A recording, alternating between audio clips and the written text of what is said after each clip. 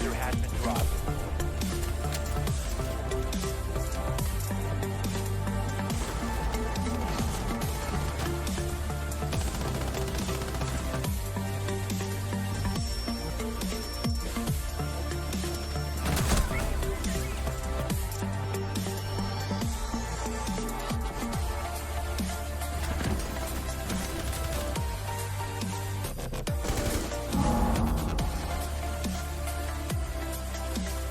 Seconds remaining.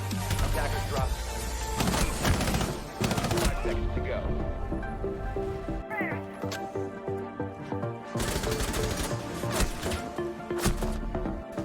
Defender is approaching a kill zone. Defender has been discovered.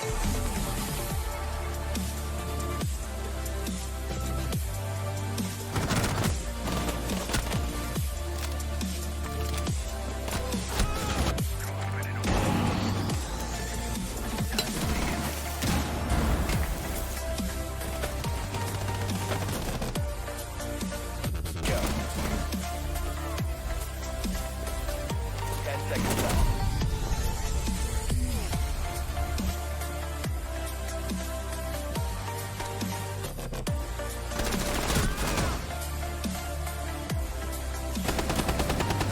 Attackers drop.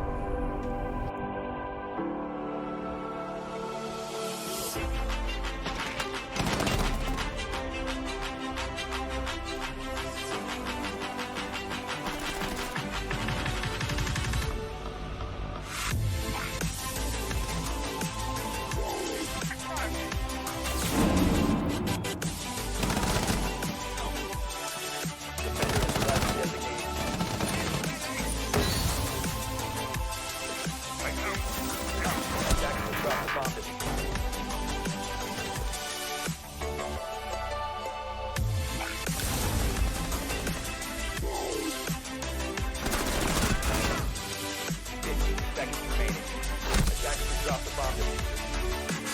15 seconds remaining.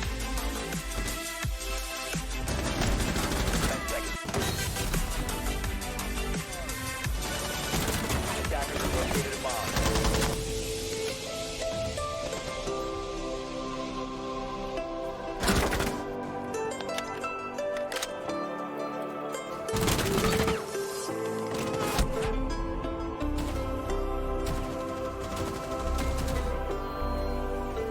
Attackers dropped the diffuser.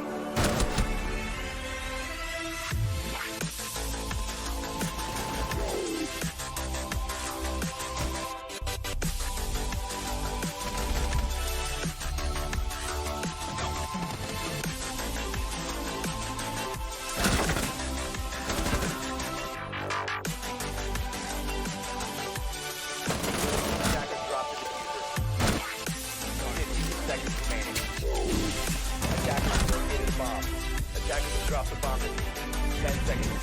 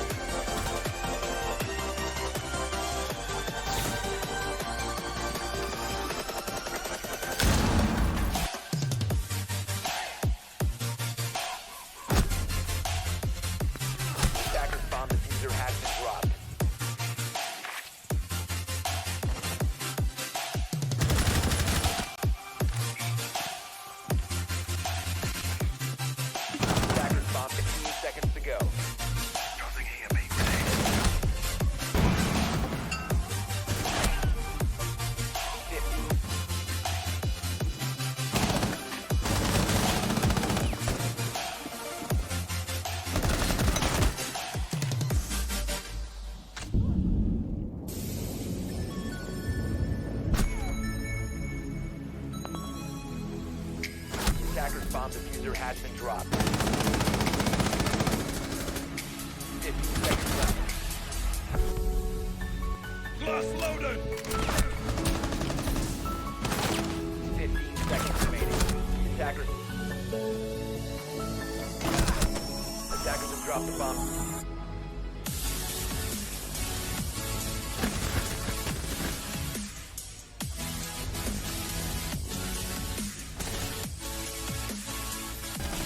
Reloading! Cover me!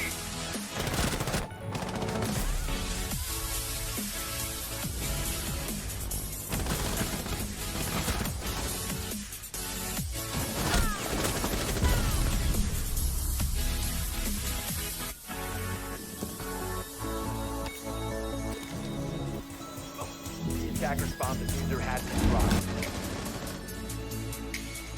Reloading!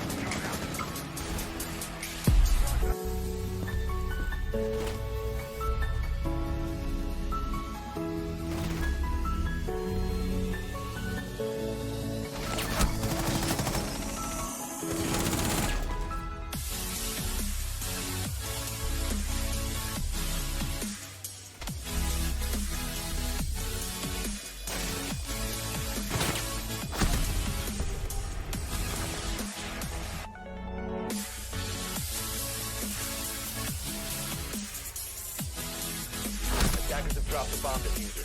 Attackers recovered the diffuser. 10 seconds left.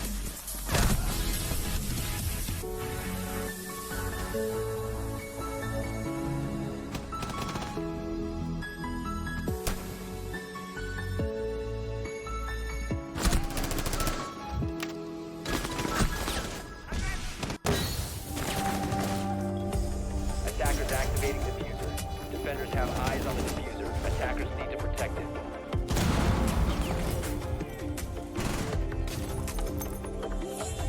Attackers bomb diffuser has...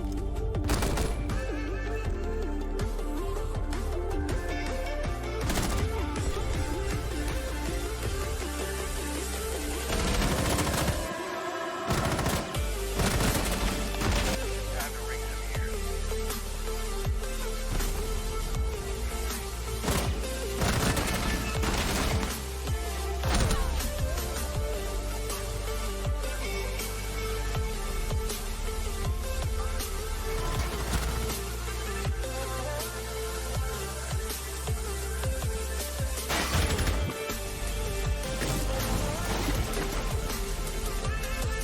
Attackers have dropped the bomb diffuser.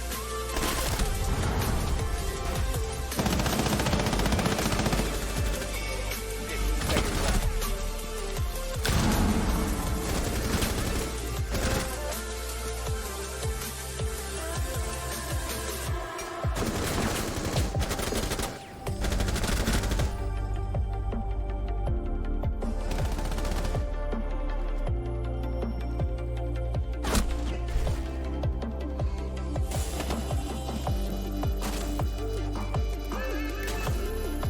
Bomb diffuser. Bomb located by attackers. 5 seconds remaining.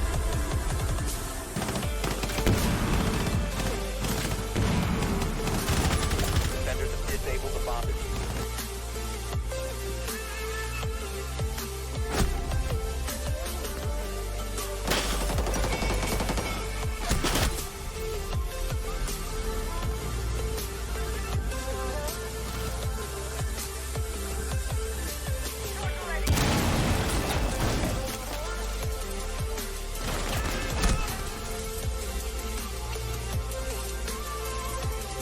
Five seconds left.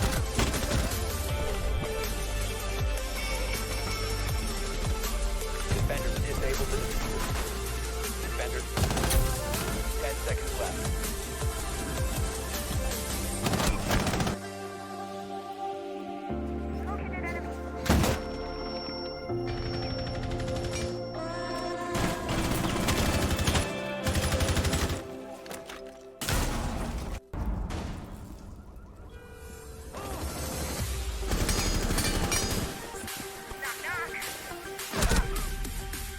Attackers have located a bomb.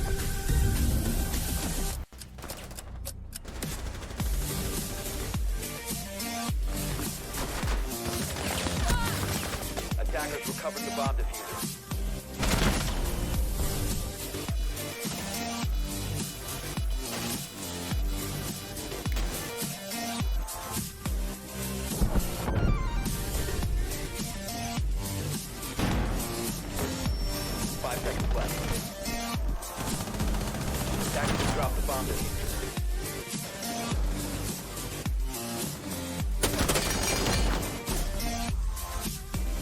Attacker's objective is to defuse a bomb. Defender has left the designated staging area.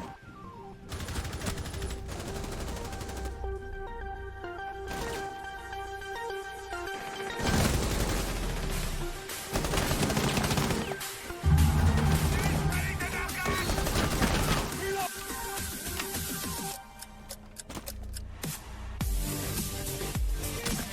15 seconds remaining. Attackers drop the diffuser. 10 seconds remaining.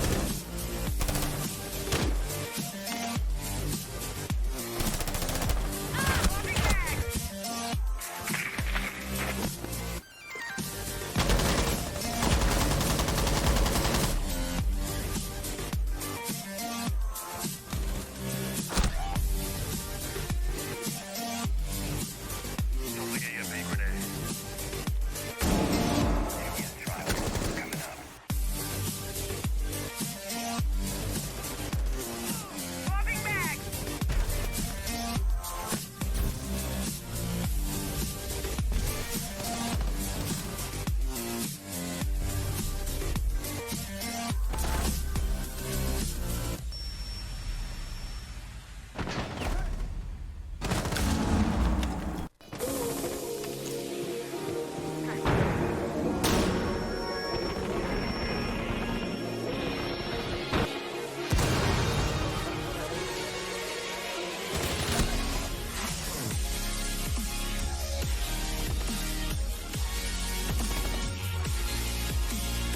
Seconds remaining. 10 seconds remaining.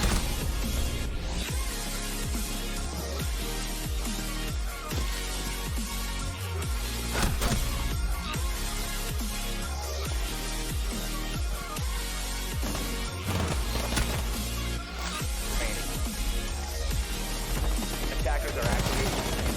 Defenders have eyes on the diffuser. Attackers need to protect it. Defenders have eyes on the diffuser. Attackers need to protect it. Reloading! Cover me! Nitro place. Nitro detonator. Attackers drop the diffuser. Operators, you have run out of... 10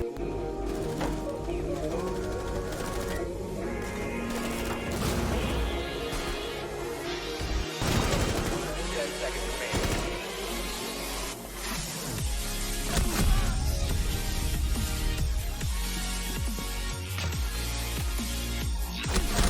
Attackers drop the diffuser. Attackers have located a bomb.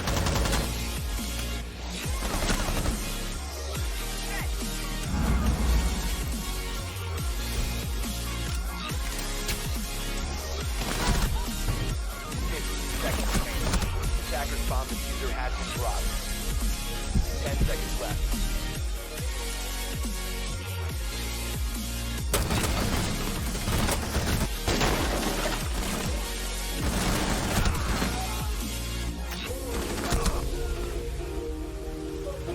Left. Attackers are activating the bomb diffuser.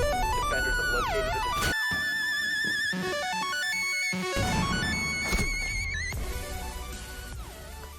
And hello everybody, this is going to be looking just like yesterday. How are you all doing? We are going to be casting tonight's Invitational not open qualifiers, these are gone, Qualifiers playoff, lower brackets, or losers bracket should I say, as there's no upper bracket game scheduled for tonight. I am not alone, I am with the one and only Giraffe Row aka Jenna.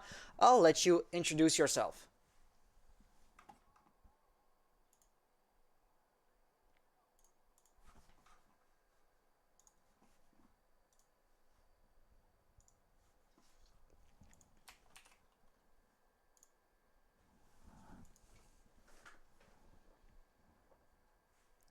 Rise God Nation damn could it, you pull were out still tonight. muted. Sorry, I had not unmuted the right audio source. Please start again. I'm so sorry. Well, I'll just keep it short. I am not an ESL caster, but I am along here for the ride. And I am very excited to see what EXG2 and Rise Nation can pull out here and what they can really achieve throughout the matches that we've given tonight, or that we've been given tonight. So we will be obviously casting 3 matches, being even in the loser brackets. We will be having a Villa, Cafe, and actually it would be Villa Consulate, then or sorry, no, Cafe Consulate Villa. That's the right You order. got My it. bad. Yeah, Cafe Consulate Villa. To begin, Cafe. Yeah. Would you like me to go over it, or would you like to go over it? Well, I would say you're the better analyst out of us two, but you always do it, so I'll try my best, and you can correct me if I'm wrong on certain aspects. Cafe is a 3-story map. Not all maps are 3 stories tall. Some do get their size or their volume from a, well, bigger singular floor, and they just only have 2 of them. Cafe, with having 3 floors, will have much more verticality possibilities. You know, so Buck, Sledge, depending on where you're pushing from, can be really important operators, and the hard breaching is not to be underestimated as well. So, for example, on Coastline, hard breaching is only really important if you're defending Penthouse, whereas here, well, Hibana, Thermite are going to be somewhat important on pretty much the top and the bottom floor. And the verticality play is always going to be a factor, making it a kind of double strategies map. I may have just come up with that, but you know what I mean. Sometimes hard breaching is like the absolute go-to. If it succeeds, the round's won for the attackers. If not, it's lost in advance. If not, it's gonna be the verticality. Here in Cafe, both strategies are really viable and can be used in tandem with one another. With that being said, though, I feel like I'm just tripping over my own words, so I'll let you just finish it off. Okay, so let's talk about Cafe in the sense of actual hallways and walking into Yep, the map. So, Cafe has a lot of tight corners. We are definitely going to be seeing lots of rotations being cut off, lots of rotations being watched. This is a flank watch heavy map, meaning we're going to be seeing characters like Nomad, we're going to be seeing characters like Gridlock, Capital, all of the like, okay? Rise Nation, what I've seen so far from them is they do like to have a comfort ban of Capital from, I believe, was it Villa? Villa is actually one of their better maps. So if we can expect a comfort ban of Capital from Villa, we can most likely expect it from a map, especially that has an emphasis on tight corners and those rotations and players like Capital. But again, you never know what the bans are going to be until the bans actually happen. It might force absolutely. specific Yeah, bans, especially coming from EXG. But yeah, and speaking about these tight corners, again, lots of rotation, roaming opportunities, which means that we will be seeing lots and lots of roamers potentially. If we don't, it will most likely be all or nothing turtle strat, but I really can't imagine that there's going to be a lot of turtle stratting going on with this map, especially because of the verticality. You do not want to become sitting ducks on Cafe. It is not a good option for you. But with this being said, I'd also like to kind of transition over to the outside of the map. This is going to be the repelling feature oh, that we will see. absolutely. Yes. Runouts can Repelling. be absolutely pesky here. Runouts and repelling itself. So, of course, we have repelling opportunities on all 3 floors. Uh, in the case that you do want to repel on the first floor, but We've seen that in the yeah. past, just to head glitch from the upside down. That can be done, but yeah, it is a bit less conventional, let's just put it that way. Mhm. Definitely. So that really all kind of being put into the mix. I know there's a lot that we kind of covered, that we kind of touched on, talked about really quickly, but all of this being added up is going to really go into a lot of different components of strategy. You know, in some situations, repelling is going to be useful, in others, repelling is going to be probably the worst situation you can put yourself in. So, a lot of this is going down to circumstance. It really does, and if whichever team can come up with the best circumstance and whichever team can have a strong foundation and make the round for themselves is going to have the round for themselves. And of course, that's a really broad statement. I know that, but I mean, I really don't exactly know what to expect from these teams, especially because I don't really keep up with Rise Nation as a pro league team, and I haven't really. I don't believe either of us have casted EXG2, but we have seen Not them, as of far as I course. know, Yeah. indeed. So yeah, we have seen them though in these tournaments, and they do have a pretty good turnout rate, even though they are in the losers bracket. I believe they are a bit of a newer team. I haven't really seen them too much other than these smaller kind of qualifying tournaments, and the fact that they were able to qualify for this is a pretty good In and of feat. itself, yeah. Definitely. So here's gonna be a question that was kind of popping into my mind, but as I was reading the chat and kind of just managing production in general, it I just forgot or I just lost my train of thought here, which is gonna be absolutely embarrassing for me. So yeah, one thing that you talked about earlier was like Cafe really does have these tight corners, these small or these shorter lines of sights, if you're talking about the first floor especially. But if you look at the top floor, you can absolutely have long range firefights here. So there's kind of these different settings in which a firefight can take place, and if you get caught with your pants down, say with a shotgun, at the wrong range, at the wrong part of the map, you can also really get punished that way. Or if you have an ACOG and you're absolutely not ready for a close quarter engagement, you're just limiting your field of view more than anything else. I don't really expect these teams to make easy or to make simple mistakes such as poor positioning. If you have the shotgun, of course, you're going to try to avoid open spaces and the like. But generally speaking, Cafe, the only thing that we haven't exactly talked about was who's going to start attacking first and who's going to start defending first. So Cafe has been picked by XG 2.0. So they decided that they will be going defense first should we have an overtime situation, but obviously it was up to Rise Nation to pick the actual starting positions here, which will be Rise Nation. Rise Nation's choice is to defend. Did I miss anything? As far as I can tell, no. So you want to talk about Consulate a bit? Consulate. Okay, well, we have talked about it in our previous VODs. If you guys want to go check that out, we made more of an in-depth discussion about Consulate as a map, but yeah, so I'll just shape it up pretty quickly here. Consulate is a map of many, many, many things. Definitely not one of my favorite maps to cast because it is definitely a seesawing map. It's one that you go back and forth with it, and the 1 second you could be favoring the attackers, and then the next second you could be favoring the defenders. It's a lot of different angle holding, and it's kind of almost the same setup as Cafe. We do see a lot of the similar features, such as the verticality. We see repelling opportunities. We see lots of kind of outside angles looking in, and the opportunity to do so.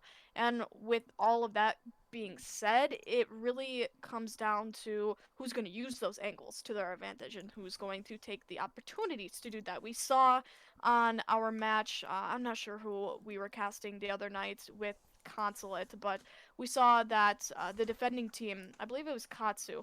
Okami Katsu, we cast on Consulate yesterday.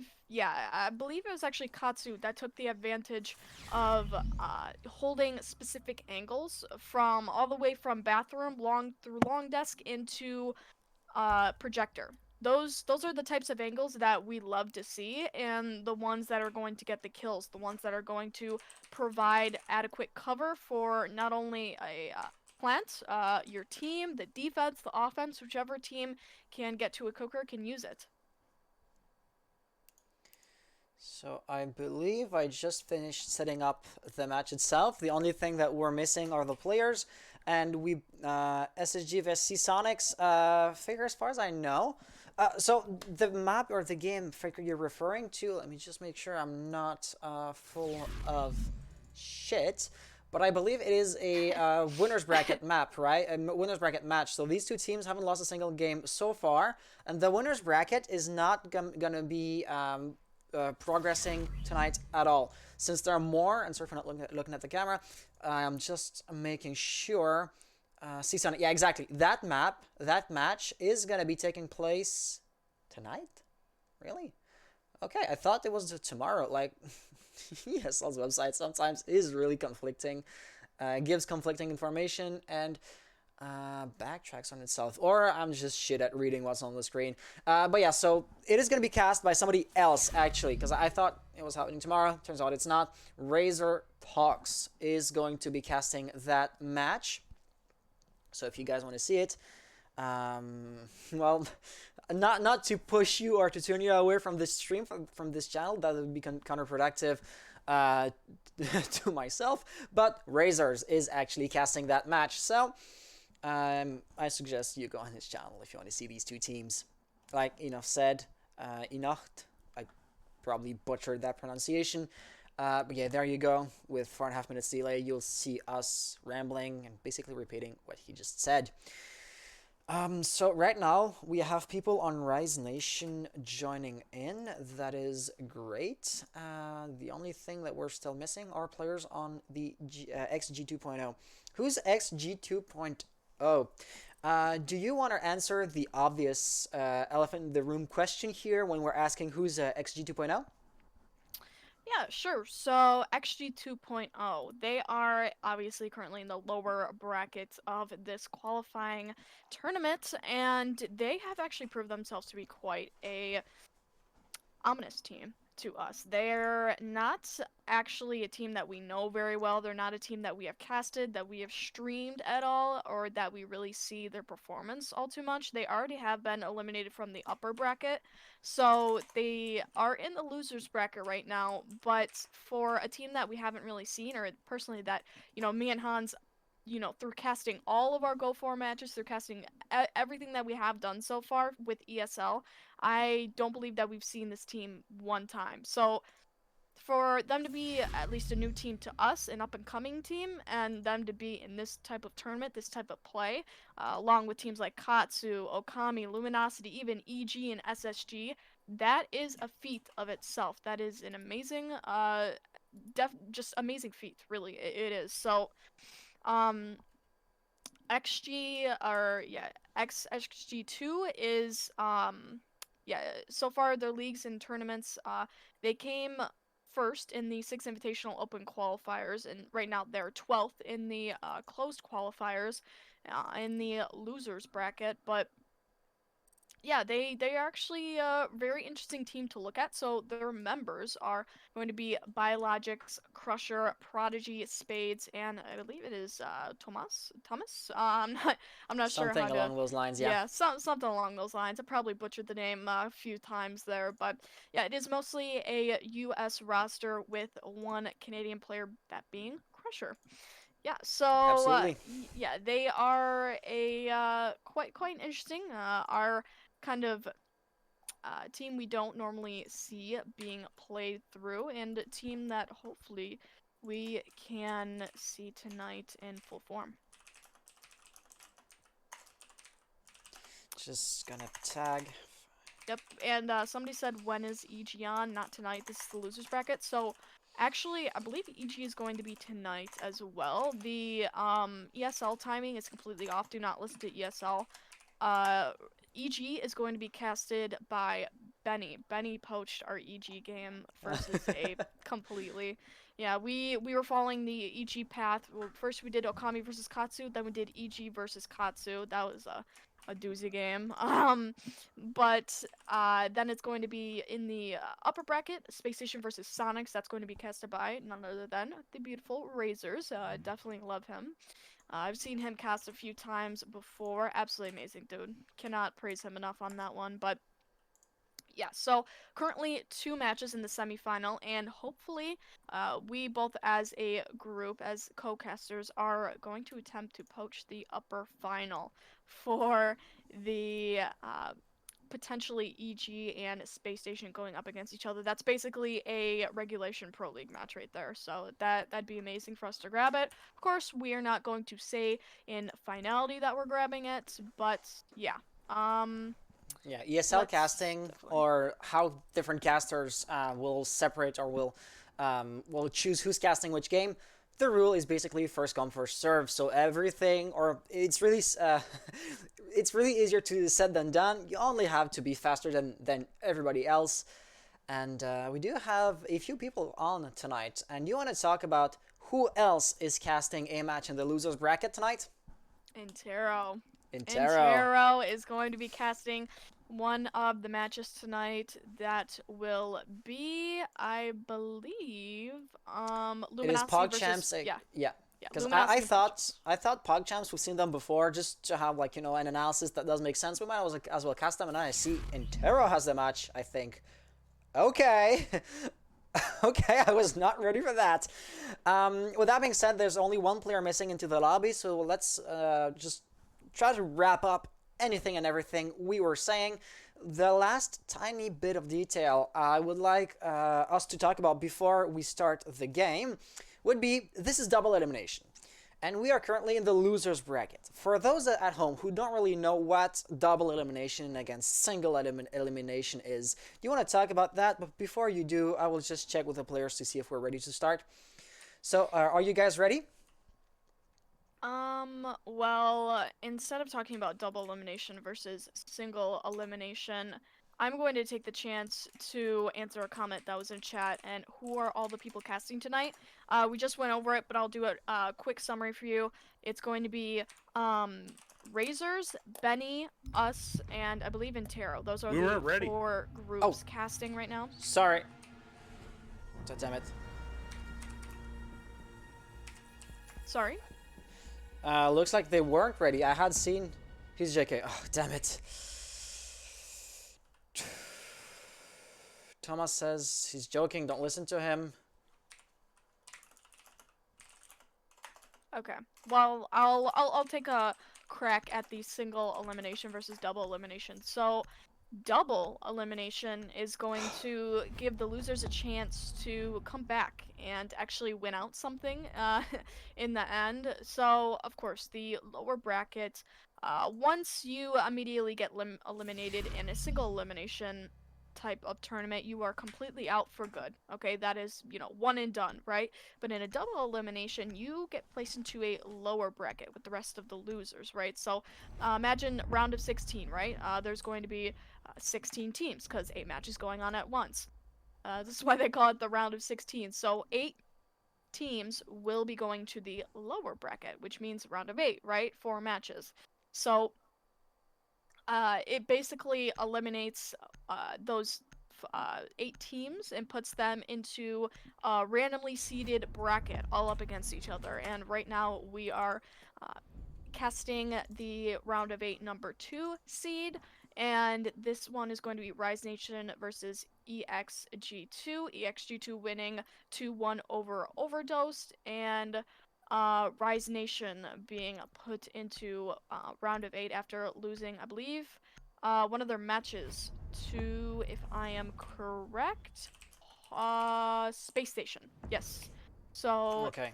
yep, they lost to Space Station Gaming in the quarterfinal matches, and now they just kind of get randomly seeded towards one of these teams.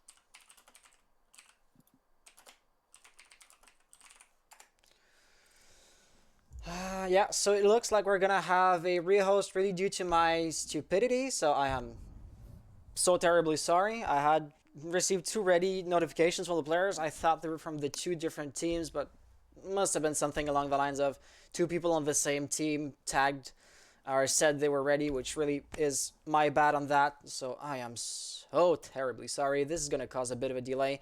Do the players even have to restart their ESL wire when they're like joining another lobby?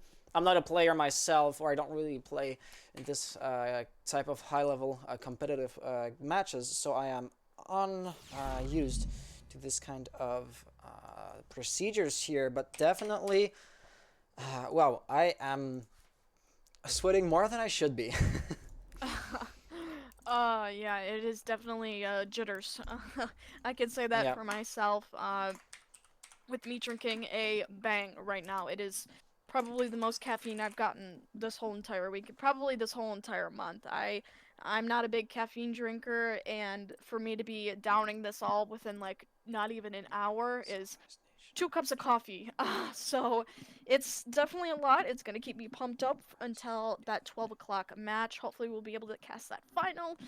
And yeah, so somebody said in the chat once again, sorry, I'm just kind of paying attention to you guys while we're before match, and Someone said in the chat, did you get to cast the EG game last night? Yes, Yes. sir, we did. We got to cast EG versus Katsu. That was a pretty big blowout match for EG themselves, but you also have to give it to Katsu because they did bring quite a lot of power. They were pretty explosive when they came to actually attempting to win against EG. They won quite a lot of engagements against them, but truthfully, it really just wasn't enough. I mean, especially being able to scrim against them, being able to have that even experience against EG is quite a lot for Katsu, and for them to be only banded for, I believe, 2 months, in effect, it definitely is something that's pretty big for them to have even that opportunity, really.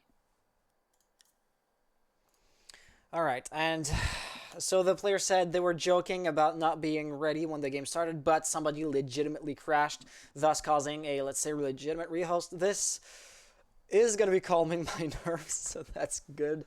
That's going to be good on my end, but still the delay is nonetheless going to be occurring here through no fault of nobody's particularly. It's just Rainbow Six does crash from time to time. So you've talked about pretty much everything there is to to talk about. Like, I wasn't really concentrated since I was managing the in-game situation here. So the one thing that some people might maybe be thinking, or at least that's a thought that popped into my head when I saw XG2's name, I thought, are these like XG2 players, like players that were on the G2 roster before, no longer are? You get the idea. As far as I can tell, turns out it's not the case, and that's why I really pronounce our name XG, like XG 2.0. There's really a point and a zero there, which really does make all the difference. All right, just to make sure, guys, are you ready? Yeah, we are. Just a second. All right. We are ready. We are ready. Do not listen to Prod. Do not listen to Prod. Hold on. Mute him. Mute him. Nah, if he's not ready, I'm not gonna force the start of the game. Bio and I are the team. Shut up, Prod! I'm sorry that you Alright. cannot hear that, but it is the players are kind of trolling amongst themselves. Man. Just to make sure, blue team starts attacking on overtime, so that would make Rise Nation defend overtime first. Does that go with you? Wait, No. wait, no. Oh. It's We the other get way OT. around? Yeah, we get Alright. OT. Right? My It's pretty good bad. with them, right? Sure. Alright. So Rise Nation attacks OT first. Go with you? Yes, yes. Perfect. So good luck, have fun, and may the best team win. I love you, Prophecy. Merci, monsieur. Merci, Alrighty. monsieur. I am so excited to get into this. I have a quick So am I. question for you right after these bans, but I will be taking over these bans, being the resident analyst out of us two. So, okay. Well, we had done the operator bans before, so I just put them into the replay during the rehost. Oh, So okay. we do have Well, Thatcher, Gridlock, Mira, and Echo. If you want to talk about that, Okay, so Mira is a big comfort Ben. She is a powerful operator in any type of circumstance, especially on cafe with the bakery kitchen site. So yeah, she's just a overall powerhouse operator that you will be wanting on your team and on your roster. So it really is a good idea to take her off. Echo, obviously being one of those other types of operators, he is the plant denial operator you immediately go to, right? Maestro, he does have the ability, but he's much easier to take away from the round than Echo, and having to waste the resources and time on Echo is definitely something that a team is not going to want to do. So taking him out, again, very great idea. And with Gridlock being taken out along with that, like I was saying previously, Gridlock is a character that prevents those rotations. She is a flank watch operator without having to directly do the flank watch. So taking out Gridlock is great idea if you want to roam, if you want to have the ability to move around freely in the map. So I can expect quite a lot in terms of roaming ability and in terms of actually attempting this site situation, or off-site situation, if you will, for the defending team, Rise Nation. so jumping into the first round here, the composition is going to be looking quite straightforward, actually. Well, you do have Sledge, IQ, Zofia, sorry, are pretty much face-to-face firefight people. IQ maybe can like kill an echo through the floor if he's looking at the cameras, but you know, no black magic, no trickery here. We're not talking about a Dokkaebi or something along those lines. So there's gonna be a thermite present because obviously you don't want to neglect the hard breaching capabilities into a round. However, there's gonna be no Twitch, which is kind of expected. Twitch isn't really played at this high level play, but without a Thatcher either, well, a thermite is gonna, well, Thatcher's banned obviously, but he is still gonna be absent. That's going to be making the hard breaching part so much more difficult. Obviously, that wall wasn't really protected by Rise Nation, so that's not going to be too hard. But the next one that Big Man Prod is likely to come up against is going to be a bit more difficult. Definitely. So IQ is most likely going to have to go below and waste a little bit of time, a little bit of resources on taking away the actual Kaid tricking, or sorry, not the Kaid tricks, but the Kaid Electro Claws below. And she might be actually coming into roaming opportunities from the defense, so it might not be a great idea for her to do so if they do choose to take the hard breaching effort even farther than previously expected. Now, there are going to be 2 people sitting around the freezer area. Sorry, correct me. 3 people sitting around the freezer area. So they are big on protecting this area. They're going to be watching Whitehall. They're going to be watching the area from Cigar Shop into the actual site. So a lot of angle watching, a lot of opportunity to really just play off of the attackers. So here, with only 55 seconds remaining, the end of the round is coming pretty closely here, and with nobody dead, actually, all 10 players are still up. It is gonna be a tough nut to crack, because obviously the defenses on the objective itself are still pretty much intact. So Big Man Prod here, I would expect him to try to plant the diffuser eventually, but obviously with, as I said, still 5 defenders watching every angle like hawks. Maestro here getting a nice double kill. This is going to prove to be pretty difficult. Apparently we're trying to play the verticality here with Spades, who is going to have limited success. Thomas getting a nice kill. But still, you have 20 seconds remaining. 4 defenders. Sorry, 3 by now. the kills are happening, but the timer is also running out. Definitely, we will be seeing Crusher along with Sophia attempting to walk to the objective. This is going to be a kill for IQ, but she gets a refrag just as quickly. As I say this, Kaid goes down, falls prey to the Nomad. Smoke is only defender left, and he wins out the round by protecting the bombs. The diffuser was not planning in time by the attackers. Unfortunate. You hate to see it. Actually, you really do, because there's, well, I don't want to say there's no reason as to why they didn't do it. They simply ran out of time, but, you know, had the diffuser been planted, the round could have been just so much more exciting, actually. You know, when the diffuser's planted, you really have no idea which way it's going to go. Turns out, the question is not even going to get asked here, since the timer ran out before we could actually plant the diffuser. So do you want to talk a bit about the replays, and about how the round went? Yeah, so I would actually like to compliment Maestro on this round. Absolutely. He was advanced positioning on that one, just completely superior to the attackers. They didn't even know he was there up until he was. So you obviously know that Maestro is going to be sitting in that spot, but you don't know when he's going to be peeking, and you can't really predict that either. So I'm really sure that the attackers, in effect, yeah, they knew he was there, they knew what kills he was attempting to pull out, but they didn't know when, and they didn't know what was going to happen which way. So with the Thermite kind of preemptively walking into the objective, it didn't really leave too many questions as to where the Maestro was after that. But at the same rate, you could also say that Thermite should have really walked in with a support operator at his back, attempting to watch the angle that Maestro really could have peeked from.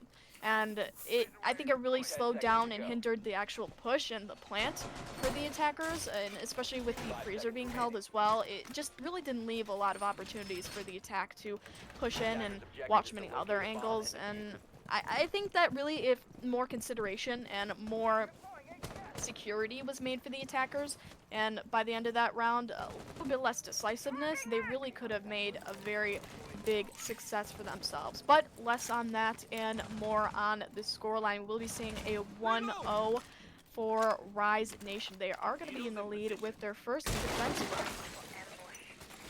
So right now, it really does seem as if we're going to be trying to play verticality rather than, you know, face-to-face firefights. Looking at the composition, Sledge, Ash, you know, does make sense.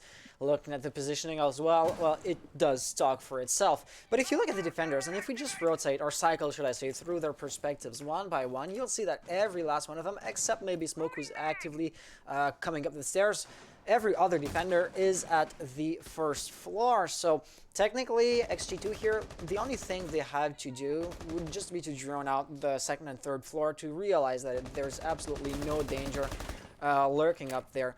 They are going for a total sweep of the building, which, well, is a good habit to have. You know, you don't want to be caught off guard, but still, they're going to be using up a bit more time than what is, technically speaking, necessary with Wet Meat here, just coming back down.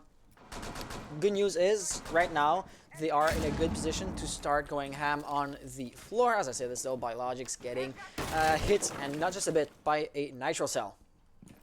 Yeah, the Nitro Cell is going to be doing lots and lots of damage to a main entry fragger for EXG2. So, unfortunately, that is going to be lots and lots of pressure for the Sledge to have to play off now, because he's not going to be able to spend as much of that expensive health that he had at once. But Jaeger is going to be taking that opportunity. Unfortunately, it did not work out for either player in this engagement, and Ash and Jaeger still at a deadlock. Now, Ash is going to be rotating around to prep room. This does seem like an execute is going to be imminent within the next finalizing seconds here. Ash might be pushing in with their teammates, but Crusher is going to be grabbing the first kill of the round, this time on Smoke.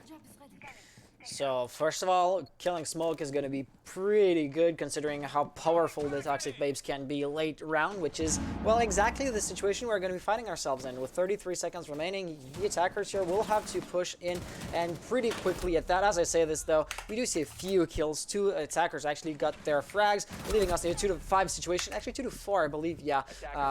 Nomad was down but not out. She's been taken care of since then, leaving us with Prophecy in 1v4 situation. Diffuser planted. This is not looking good for him. And as I say this, he gets taken out by Thomas and his M45. Quite surprising to see the pistol at this range getting the kill, considering that, well, Legion still had his T5 SMG, but hey, that's what you get. Superior aim gets the kill. Yeah, it's actually really funny though. We've seen a lot of these pistol whips from Ash, especially in the past few matches that we've casted, especially from yesterday, coming from EG. They do love to play their Ash pistol whips, and I cannot say enough. They are so amazing on it. Just the accuracy, the overall trigger finger. I mean, how do you even get that good? I don't understand it. I cannot use that pistol ever. I have to use the 20 mag pistol because I have no accuracy with that gun. But nonetheless, I would have to commend both teams on that round. They really did try their hearts out, but really, in effect, EXG just came out on top. It was simple. The verticality was used against Rise Nation in the end, and you could obviously, it was pretty evident by the kill on Bandit. The one operator left in the objective, it really just made the results final in the last moments of the round, especially when the diffuser was being planted. But yeah, I really can't say all too much else on that. It was a simple execute and a simple win. So the one thing that kind of gets becomes evident to me here is XG2. They remind me of EG a little bit. Talking about how long they take before they actually push into the objective. They want to be absolutely certain of every tiny little detail before they commit to a push, which is, well, just the the implications of that are going to be just the same as when EG does it. Though they are really certain of what they do, should they make an error in their calculations, they'll have no time to try a second time. The second round that we just saw in Kitchen did not turn out too bad for them. They won it after all. However, the first round, the bearer of the diffuser got fragged out and they didn't have enough time to pick it back up. For somebody else to pick it back up, should I say, and to try to plant it again. So it's kind of a double-edged sword that EXG2 here is going for, and let's see how their strategy is going to be faring into this third round. For sure. So, talking about the round itself, we are going to be right about a minute down already. Rise Nation is going to be holding a similar setup to what they had in, I believe, their first round of actual regulation time. Surprisingly, they will be holding upstairs. They're making a big move for the upstairs. This is definitely going to be a big hole that they're going to make for themselves, and with good reason, because the upstairs definitely means verticality opportunities, and with verticality opportunities comes angle holding, and we know the rest from there. But yeah, I can definitely say that big opportunities for them, and hopefully they will be able to hold out the rest of the round. Acid here just missing, sadly, the kill on Big Man Prod. He, for some reason, didn't fire. Is his reaction time too slow, or did something else happen? Nonetheless, he will be holding the angle with the Evil Eye just to see without being seen. Basically, he really does know where the person is going to be coming from, but he doesn't seem too intent on actually doing too much about it. After all, he does not really want to risk his own life. At the same time, well, that's not exactly going to get the kill on those pesky attackers, and definitely the more he stays put, the more he will be encircled. As you can see here, Biologics is absolutely working on getting Maestro out of there. Acid so far does have good positioning, and he doesn't seem to be in too much danger, but this pressure is slowly but surely mounting here. He does not get the kill, and it could easily have been a collateral double kill had XG2's players had poor positioning, which didn't happen, so good luck on them, or good job on that on their part. Still, Maestro will be down with no kills on his name. Unfortunate. I really think Maestro could have prevented a kill, basically a suicide attempt at that point. So unfortunate for himself. We'll talk about that later in the round, but we will be seeing a 3v5 situation with about 20 seconds left on the clock. The intensity is going to be picking up here as EXG2 will have to make an execute soon enough. Smoke attempting to hold off the 90 hallway along with Pulse feeding that immediate intel. Plant is going to be going down now with the Pulse getting taken out of the time. Smoke as well, and it is up to Jaeger himself to defend himself, and unfortunately he's not able to do so, with the attackers picking up their their second win, but the third round of time. Yeah, once again, you do take your sweet time, but once you get in, you're actually absolutely certain that it'll work out for you. Wow, I have trouble pronouncing my words tonight. Sorry about that. All in all, a good run, I really have to say. Maestro's failure here was somewhat disappointing, but at the same time, he had been droned out constantly, and the push was really well coordinated. It's just disappointing to see such a good gun not really showing off what he can do, you know? Truthfully, and I think one thing that Maestro could have done better in that situation is knowing when to take your engagements and knowing when to step back. Obviously, he played a little bit too aggressive on that pitch. I mean, he knew that he was getting completely bombarded by, what, 3 operators in the top floor. The Jaeger had already seceded his position. It was a dead angle for Maestro to be playing on, and dead aggression at that point. It's too much for him to actually defend himself. He cannot take on 2 players like that, especially at this skill level. You'd have a better chance at doing the basically unthinkable. You'd have a better chance at defending a 1v5 than taking on those 2 all at once. But regardless, I'd have to say, again, if Maestro were to pull back and he were to, say, I need to get this positioning better, then he might have had a chance at doing something a little bit different and maybe pulling out the kills for the rest of the round. But fortunately, it did not happen, and the kills were not given to him. They were actually put on to him. But yeah, so our 4th round of regulation. So while we're kind of seeing the setup of Rise and XG2 come into play, I would actually like to talk about something pretty quickly here. So we've actually been seeing a big trend of explosive teams, especially with the last few seconds of the round. It's really all about pacing. So I know you've been talking about this. Why don't you take it away from me? So the pacing, I really just feel like I'm repeating myself though. Like, what else can I say other than XG 2.0, they take their sweet time. They do want to... The drone economy actually is like really good. They know everything on every player, so they will not be surprised by any factor. Rise Nation have nothing to hide, and knowledge is power. I don't really think I have to explain why and how that holds true, but definitely the game does show how knowing where your opponents are and how teamwork working on that intel in the best way possible is going to produce great results. Like for example here, Fade, though he has a great position to hold that little angle, well, Thermite's going to open up the reinforced wall on his right side, thus opening up another possible entryway or another possible point from which to push into that freezer.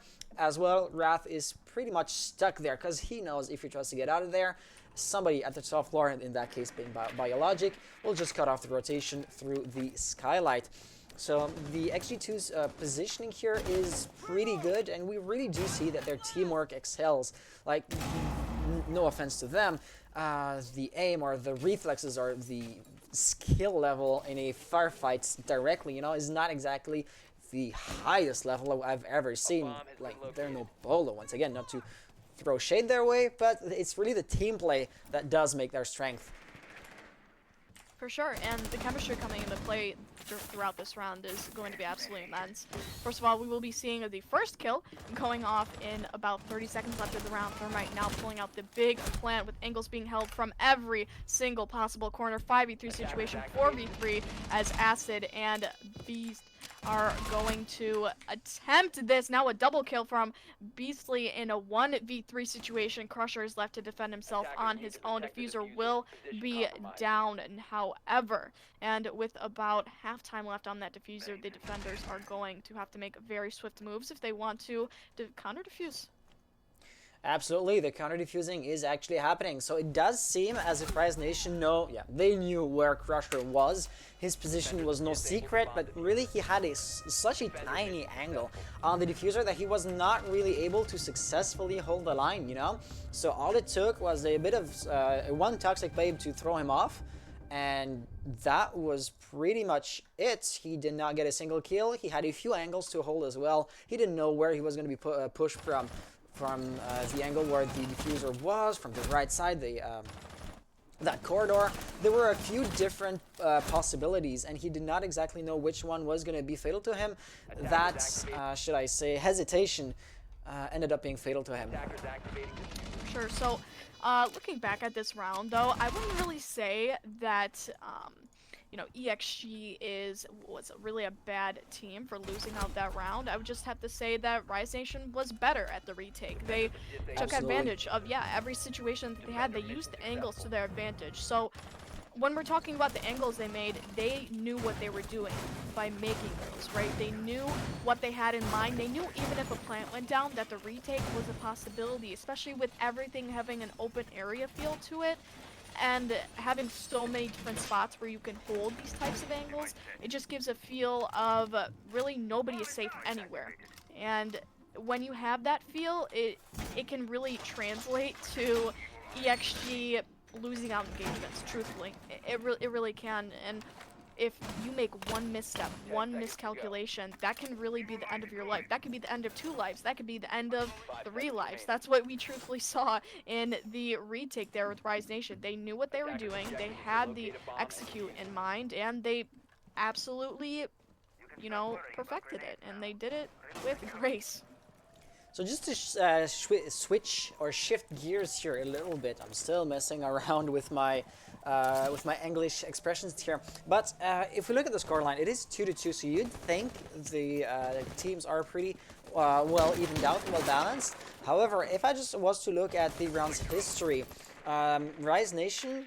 Actually, let's just put it the other way around. We've been in 3 different bomb sites so far. The top floor, the bottom floor, and Reading on the second floor here. And out of those 3 sites, Rise Nation have won their 2 defenses on the same site by cocktail, which would kind of indicate, should we look at the historical data, that they have a tough time successfully defending both the kitchen and the reading area. And should we see that same rotation of bomb sites as the 3 first rounds for the first half of the game, we might maybe expect a 4-2 scoreline by the role swap, which yet remains to be seen. But I just wanted to point out that if Rise Nation is only able to win points at the cocktail bomb site, they're gonna have a tough time. Definitely, and this round is definitely going to show who is the better team and who can really statistically prove that idea or really that theory. So let's actually walk into the round itself. We do have 1:30 left. This is halftime. And I would like to say something about this. Now, Vigil, he is going to be on the roam here. We haven't really seen too much of Vigil playing and too much of his kills, so I am quite interested to see how he can provoke the attackers, how he can waste time, and possibly even get frags for himself. Now, Ash is going to be already in Bakery here with about 1 minute left to spare. That is actually quite a lot of time to pull out and execute, and with the first kill, it's going to be Vigil. So yeah, Vigil unfortunately cannot make his mark on the rest of the round, and as I say that, the second kill this time for Meat. Now, Smoke going down, that is a very viable utility operator that is going to be taken out of the round for Rise Nation. So they do have 2 big roaming operators just completely slashed and capped from this Bakery hold. So yeah, you were talking about Vigil a little bit, and it really does show that XG2 they have such a good droning that you really have to pull out the anti-drone operators, and even then you have you're having issues to keep your positioning secret. And there you go, XG2 winning another round with little to no surprise, to be honest. At this point the round was pretty much won. So yeah, you really have once you force people or defenders to pull out the anti-droning operators, it really does show that your intel gathering techniques absolutely work. And well, that's all to your advantage, isn't it? So definitely Rise Nation are gonna find themselves in a difficult spot, as obviously they cannot yet return to Cocktail, so they either can go mining or reading. So far, though, you can't see it because of the replays. Looks like we're gonna be going reading room, and yeah, historically that did not go too well for them. So my possible prediction here might just end up being true. I could definitely see that being a possibility, but one thing I wanted to point out was the fact that, especially on Bakery and on Reading Room, Rise Nation has been very predictable. Now, what I mean by this is positioning like Smoke and Vigil, right? Once they get drowned out, they don't necessarily move from their position. They don't necessarily get uprooted or take the opportunity to move back, even get a good angle on an attacking operator, but rather they kind of just sit there stationary and allow themselves to get, for instance, like last round, wallbang. They allow themselves to get taken advantage of in every single possible situation. So my question for Rise Nation is, why aren't they moving? Is their intel working against them? Is there something that they're kind of missing, the X factor of their defense? Is there something that they really have to adapt to from EXG? Obviously, we know that EXG is great on droning, and they are one of those attacking teams that can work together very, very well in great chemistry. But I will stop praising them for a second and walk into this round. Now, with the 3-2 scoreline, this is going to be the last round of the main rounds for role swap now. So, Rise Nation being on their last round in defense, it has been a pretty back and forth type of defense for them, and a pretty good one at that. Regardless of the scoreline, I'd have to say they put up a really good fight, and I'm happy for them and eager to see this one played out. So you talked a bit earlier about how predictable Rise Nation are. They definitely are going to go for pretty much the same defense, or the same setup, at least, as last time. Acid here will absolutely be pushed, and well, yeah, if the same thing as last round should happen, he'll be fleshed out pretty easy. That Evil Eye was going to be destroyed quite rapidly. So I'm quite interested to see how this is going to play out, because obviously XG2, first of all, they know more or less what to expect. But at the same time, Rise Nation, they just saw what happened 3 rounds ago. They know what didn't work out. So will they, even though the preparation phase of the game is exactly the same, maybe, just maybe, they'll adapt to what didn't work and they will change their playstyle up a little bit. So far, well, we already are seeing better results as Maestro got a kill. But what didn't happen last round was Jaeger getting taken care of, getting taken out of the game at the soft floor as well. Leaving us with a 3-4 scoreline. Also, at the beginning of the round, I really liked how Pulsey was standing in the red staircase and using the cardiac sensor to know how many players were going up top, thus feeding intel to Rise Nation, which, as far as I know, they didn't have last time that they were defending that reading room. And right here, Valkyrie apparently did not exactly have the advantage of surprise. Still was able to get the kill. Just try not to kill yourself on the C4. We know how big of an area of effect these have compared to impact nades, but all that is going to be in vain, and definitely it looks to me as if IQ Crusher here is absolutely waiting for Valkyrie to peek him.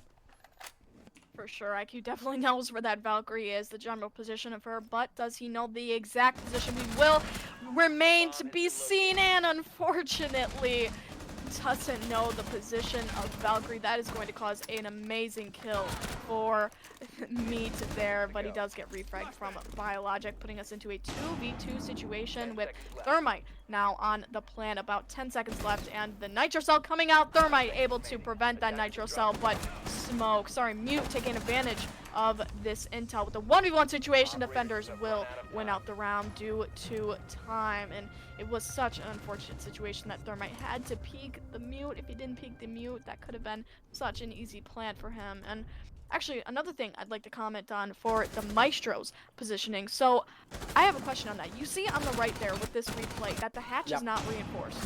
No. And It that wasn't it opened is either. not. Yeah, it wasn't opened either. That is my one question. Why was the hatch not open? The hatch could provide a very stunningly easy rotation for the Maestro, given if he needed to make, a quick rotation out of the area. If he was in danger, in, position from, let's say, Biologic, which he actually did die from. So, why did Maestro not actually open up the hatch? Why did Maestro leave the hatch closed and not give himself the opportunity to make such a rotation? Of course, he was playing very aggressive, and I'm guessing he was expecting to be staying up there for the remainder of his lifetime, but I really did not expect that Maestro was going to keep that closed, especially because Jaeger was playing up there with him, and he did not have the ability to open up the hatch either. So again, not a very great situation you want to leave yourself in, having no rotations, no easy quick way out of a roaming opportunity for yourself, but at the same time, Laundry could have came in handy to them. Well, I absolutely have to agree with you on that point. The hatch not being reinforced does make it trivially easy for the attackers to just open it up themselves once they've taken control of the top floor. So it's not as if you're actually going to block any verticality play on the attacker's part. So knowing that you're not really going to be stopping the attackers from using that angle, why not use it yourself, So absolutely, Maestro's aggressivity was probably a factor he did not expect to jump down, but at the same time, facing a near certain death, why would you not live to fight another day? At that point though, criticizing or second guessing their strategies does seem counterintuitive to me, because they're definitely better than me as players. So sometimes maybe it's just that their strategies just escape my grasp. With that being said, we are now playing the first round of the second half. This is now, if you haven't realized it, or if you haven't noticed, XG 2.0 defending and Rise Nation attacking. For sure. So, XG 2.0 attacking.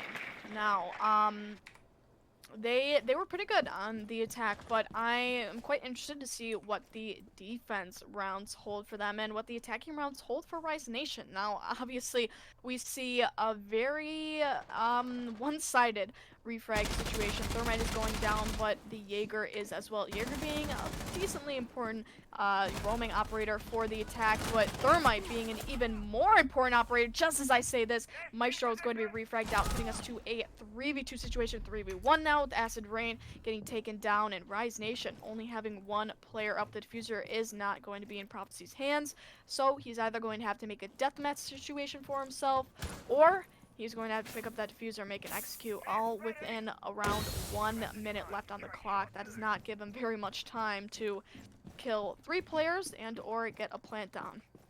We hadn't talked too much about the composition as well, and if you look at that, we do have Maestro, Mozzie, and Valkyrie. So 3 intel-based operators. making the possible deathmatch play that you talked about, and that is definitely happening. As Zofia does not have the diffuser in her pockets, in her hands, well, she will absolutely not get the advantage of surprise. She will not get the jump on the remaining defenders, as there's just too much intel-based utility out there. So it really does have to be a face-to-face firefight situation with 1 HP remaining. She's able to get another kill, almost gets the triple. It was actually a trade. Both of them killed each other. Wow, it will technically be the 3v1 comeback, though who actually won the round? It was the defenders won the rounds because the bombs were defended at the end of the day. So technically the 1v3 happened, the round was just not won. What a situation. That is so damn unfortunate. I am so sorry. That is secondhand embarrassment that I'm experiencing right there. That was a 1v3 situation that was completely dropped from EXG 2.0, but nonetheless, it was still an amazing attempt from them, especially with Biologic coming back in the last few seconds of the round. He definitely is a big goat for the EXG 2.0 team, but I would have to comment, though, on the Operators, you are out of time. actual positioning of the attackers. So it really seemed like they really were playing, you know, all on themselves, right? They were going more for a strategy and attempting to hold that strategy and attempting to fulfill that strategy rather than playing as a team, playing off of chemistry, playing off of what they know from 10 seconds to go. EXG. It seemed like they didn't necessarily know what they were doing at some points. They were kind of fumbling a little bit, especially with the Jackal kind of being out of place. And for him to be on his own is, you know, all right and everything, but for him to be fragged out on his own in such an easy manner for EXG seemingly to do, it really just, it kind of comes as a uneasy feeling to me to actually be seeing that. But nonetheless, I do like how Rise Nation did go about their strategy. I just feel like they could be doing a little bit more in terms of team play and actually playing together with each other in unison. That is definitely a lot what we saw from EXG 2.0 in their attacking rounds, but Bomb located I would by like to see attackers. it be kind of duplicated from Rise Nation this time around. Now, we will be going into, I believe, our 8th round. Exactly, So, yes. Yes, 8th round, and this time around we will be seeing a very similar composition from each team, but Bakery is going to be played. Can you tell me a little bit about Bakery and EXG 2.0 on this? So, rather than talking about the objective itself, as we've seen it before, I really would like to instead focus on the differences between Rise Nation's defense of Bakery and XG 2.0's defense of Bakery, because though it's the same site, it's the same map and everything, right? I don't have to explain myself on that point, I believe. The execution here is going to differ wildly. Though it is a bit late to jump into third person, look at every reinforced wall, which does have a rotation hole next to it, making it pretty easy for both attackers and defenders to have free movements into the map. It does have both advantages and disadvantages. First of all, we're playing verticality a lot more on the defense here, so Rise XG2, so I say sorry, are not well, just forfeiting the top floor like Rise Nation did. At the same time, so we do see some aggressive operators like Jackal. He is there to find where people are, and by extension also where people are not. Combine that with a good drone economy, with a good droning game, you could hypothetically find like one of those rotation holes that is not being watched currently and just funnel through it. Like, we're just going to be using smokes here, and we are pushing in. First kill happens. These smoke toxic babes are going to be trying to prevent the attacker from funneling in. Wow. Thermite here taking a Guma in his foot, but at the end of the day, the attackers have found a way in. It's now a 1v3 situation. Biologic is out of toxic babes. He will just have to get the triple kill. Gets our first one. He's still in a 1v2 situation and did not get the kill on the bearer of the diffuser. He is not able to prevent the diffuser from being planted, nor is it actually being planted. Keep in mind here that the both attackers on Rise Nation do have low health, so Smoke truthfully does have an actual chance at winning out these engagements if he does choose so to do this. And Buck is going to be sitting very close, holding a tight angle, but it is going to be Thermite finishing off the round and predicting that Biologic would come through the rotation hole. That was very, very good positioning and good game sense from the Thermite. Yeah, as you said, both attackers were low on health, so suppose Smoke got the kill on Buck whilst Thermite was planting the diffuser. This was a temporary 1v1 situation, you know? And sadly, well, XG2 were not able to, or was not, should I say, Smoke here was not able to, well, take advantage of that situation, because after all, Thermite got the drop on him, not Buck. Though, Buck with the shotgun at that close a distance, like, look at that, there was no way Smoke would have peeked that and gotten away with it. It is just unfortunate that he was out of Toxic Babes, because, once again, talking about how low the attackers' healths were, a kill with the Toxic Babes would have been quite possible. Yeah, I can agree with you on this statement. Give me a couple seconds to gather my thoughts here. So, all right. Let's actually talk a little bit about the team composition and some intel for EXG 2.0. Now, we will be seeing a 4-4 scoreline, so it is very, very even on this fateful Cafe map. Rise Nation putting up just as much of an opposition as EXG is, and to look at the composition a little bit, this is going to be a similar composition as it was the last round.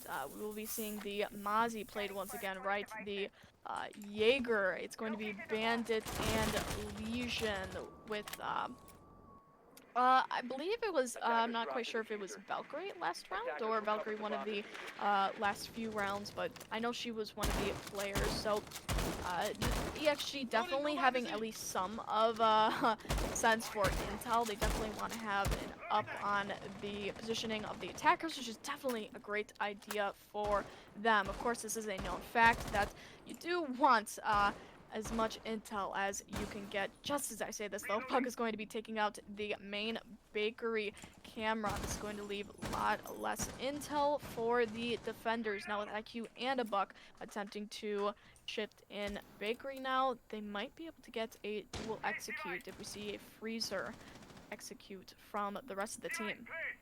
So let's, one thing we didn't exactly talk about, there are two Jaeger ADSs here, so definitely the XG2 2.0 team really expect a lot of utility to be tossed Smoke's way, and therefore Smoke is really going to be, or it does seem as if the defense is going to hinge on him.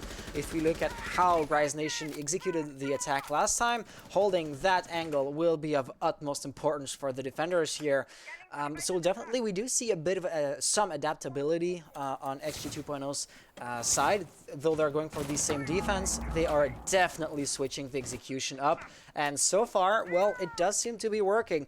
Let's just remember how XG2, when they were attacking, they took every last second of time to make sure that their push was going to succeed.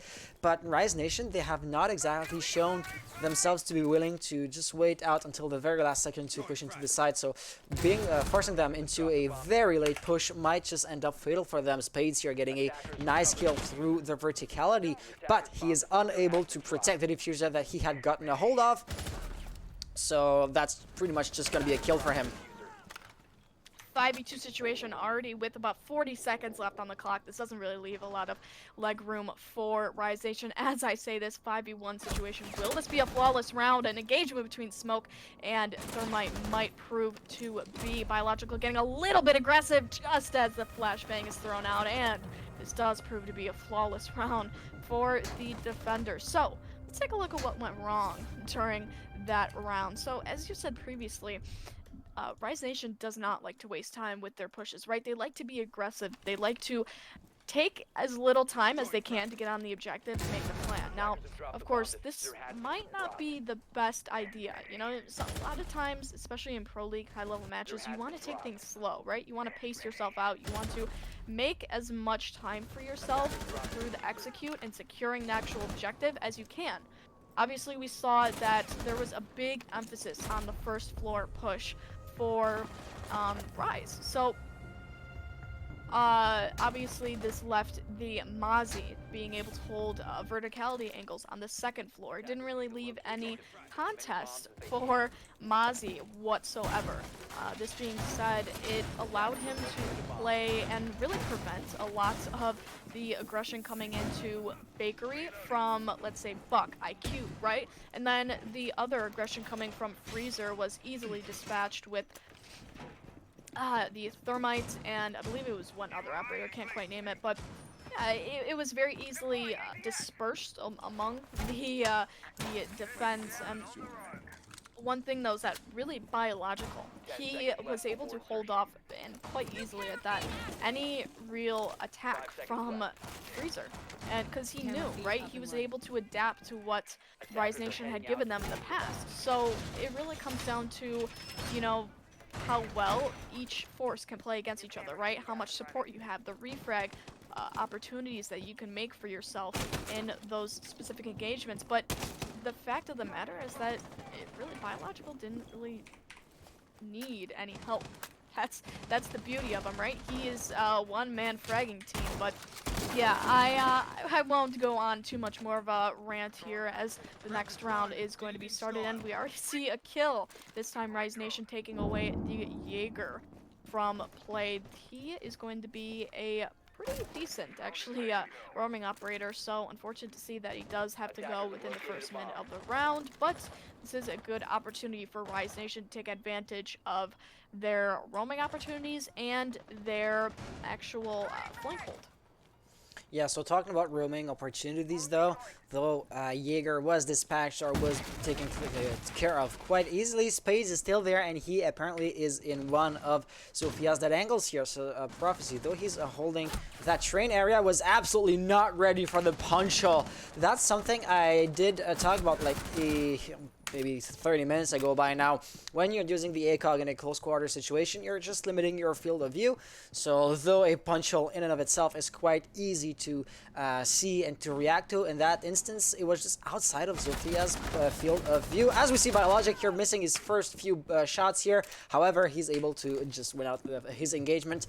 By the skin of his teeth, it does seem like. I don't know how he got that kill, but he did, and as I say this, XG 2.0 getting a few more kills in rapid succession. It's not quite a flawless round, but still, they won with a landslide here.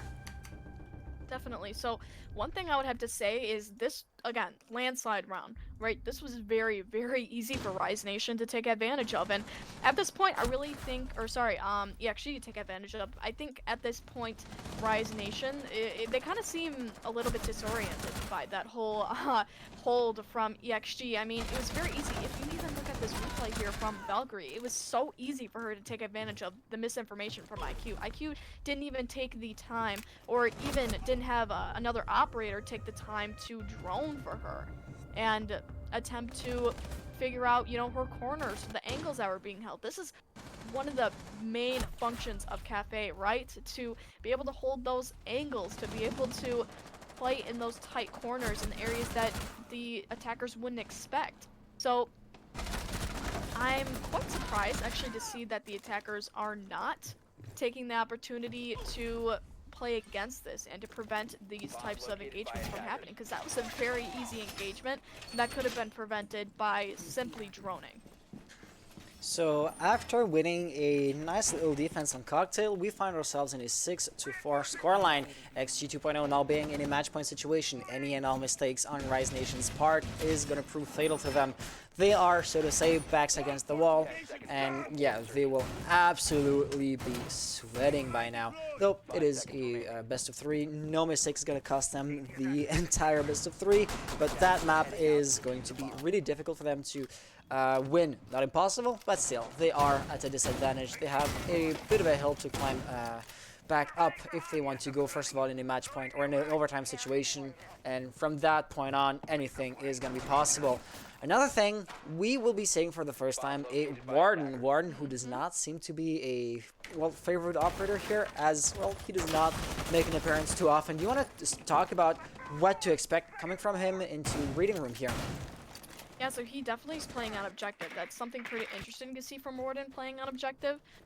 He normally is an anchoring objective player, coming in with the SMG as well as the shotgun. So he does have a very, very powerful shotgun. That is going to be the SAS shotgun and the the operators from white noise. I can't quite place it, but you guys get the gist. He has very, very powerful guns and the very guns that are really useful for objective holding. But I'll go completely off here and prevent myself from going any farther. Now, this is actually quite interesting to see. So Pulse and Jaeger in tandem have been taken away from the round all within about a minute in. So Rise Nation already making a quick advantage for themselves against XG 2.0. Now, a 3-4 situation by Logic taking out the IQ, and potentially this could be a comeback in the round and a quick shape up to this game. So yeah, Maestro, surprisingly enough, he's playing super, super aggressive on White Stairs. He does know how to play off of the ankles, though. He is going to play even more aggressive and taking advantage. Oh my god, the shots missed, but a quick refrag coming in from Acid. Now, a 2v3 situation. Rise Nation still in the lead right now, but they currently don't have an execute in place. It does seem like they will be going the actual B objective, if I'm correct. Actually, yeah, no, it will be the A objective. Sorry about that. Yeah, Warden now attempting to hold off the smoke, expecting that Jackal to run in, but unfortunately, the attackers are going to be taking round 11 right from the hands of Warden and Valkyrie. This is what I would call a slow but constant burnout. Like XG2, they were losing more players than Rise Nation throughout the different engagements, throughout the round.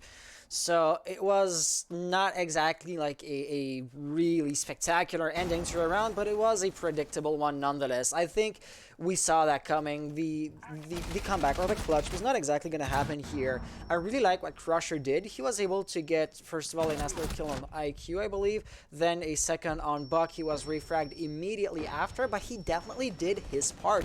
He's not really a utility operator. Well, he is technically plant deny, but it's rather the odd round that he's going to be preventing the plant with the help of the Evil Eye.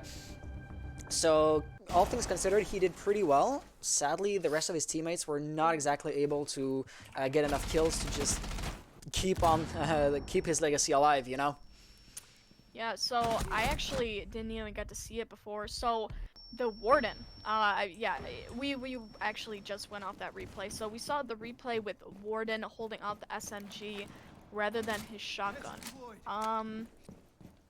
That could have been a very different engagement if Warden had held out his shotgun rather than that SMG. I'm guessing that he was expecting the push from a different room altogether rather than the hallway, and they did not expect such a close quarters push, but nonetheless, you definitely would expect to have your shotgun held out there.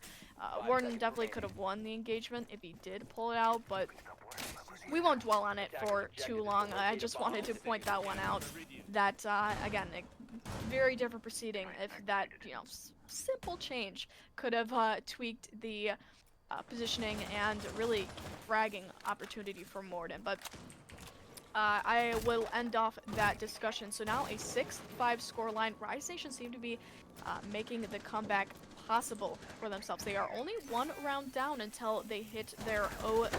Now, Biologic is still going to be sitting in VIP area, holding on that shield spot that we all know and love. But as much as we do not like to see the predictability, we will be seeing it from both teams. Now, Rise Nation as well as EXG 2.0 attempting to pull out some predictability moves, but it will come as no surprise that Rise Nation is going to be attempting to flush out the smoke this time around.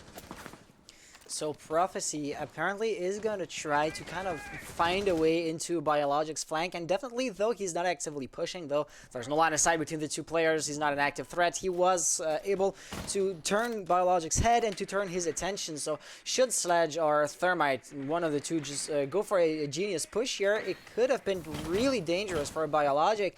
Luckily or unluckily, depending on which team you're rooting for, we still have that, it was that Crusher cross angle, so he just prevented a blind rush, you know. But still, I do like how Rise Nation are adapting to by now it's XG2 sorry's second time defending in this exact manner. So the predictability here is going to play against XG 2.0, I feel like. However, the Rise Nation were able to try new things, like for example that Zophia's distraction from the back. We weren't able to produce any results, and now the timer is slowly but surely running low. Thermite and his teammates are gonna have just under a minute remaining, and they have very little to show for it, though we do see a few openings here. These are openings that the defenders made themselves into the objectives, so we can't really give that to the attackers, or we can't give them credit for that. However, they will be pushing in shortly, and that we can give them credit for. That Nitro Cell sadly not getting a single kill. Yeah, now a 2v3 situation. Rise Nation against EXG2 with about 30 seconds left on the clock. It's up to Legion and Bandit to single-handedly defend the entirety of the objective. We see Crusher is going to be expecting a push from the Zofia. Will he be able to get the kill? He does get the kill on Prophecy this time around. Now with the Bandit and a Legion now getting taken away from this round. He does get capped with Buck and Thermite still up. Thermite does have the diffuser, so he has the ability to plant and effectively flush out the Bandit. Now Bandit getting a couple of hits, tagging the Buck, but Buck now knows where Bandit is, so he's able to hold the angles against him. Now, unfortunately, Buck is going to take the advantage, and Rise Nation winning out round 12 effectively, now putting us into the overtime that we do so love as casters. Absolutely, seeing a close match is always preferable to seeing a landslide victory, since you really don't know who is going to win, and that keeps us by the edge of our seat. Oh, damn it, I did not want to do that. Sorry, let's go back into the replays. My bad. I said, let's go back into the replays. There we go. Yeah, OBS is being a pain sometimes. Like, that transition, the replay image that you see slide across the screen, sometimes it just doesn't show, so you only have to, like, load it up again.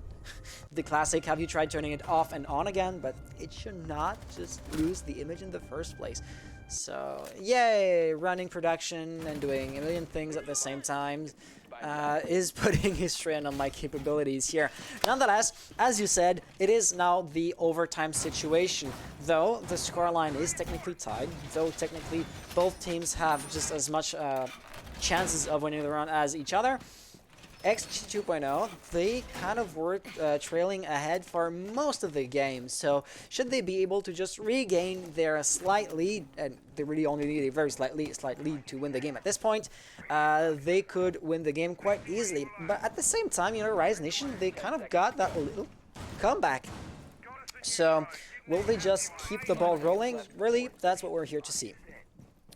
Momentum is a real thing, and a real thing for Rise Nation it is, because they went from a 6-4 downpour to a 6-6 overtime comeback. I cannot commend them enough for that one. Rise Nation, you guys are the absolute bomb.com. Wow, amazing plays from them, and we will be taking a look at that later in the match, hopefully after the match actually has ended, but let's talk about the here and now. So, with our 6-6 overtime, it is going to be Rise Nation on attack versus EXG 2.0 on defense. Jaeger attempting to get the quick kill from White Stairs window. Unfortunately unsuccessful at that, and he will be playing passive at this point, exceptionally now, as Rise Nation is going to be expecting that one from him.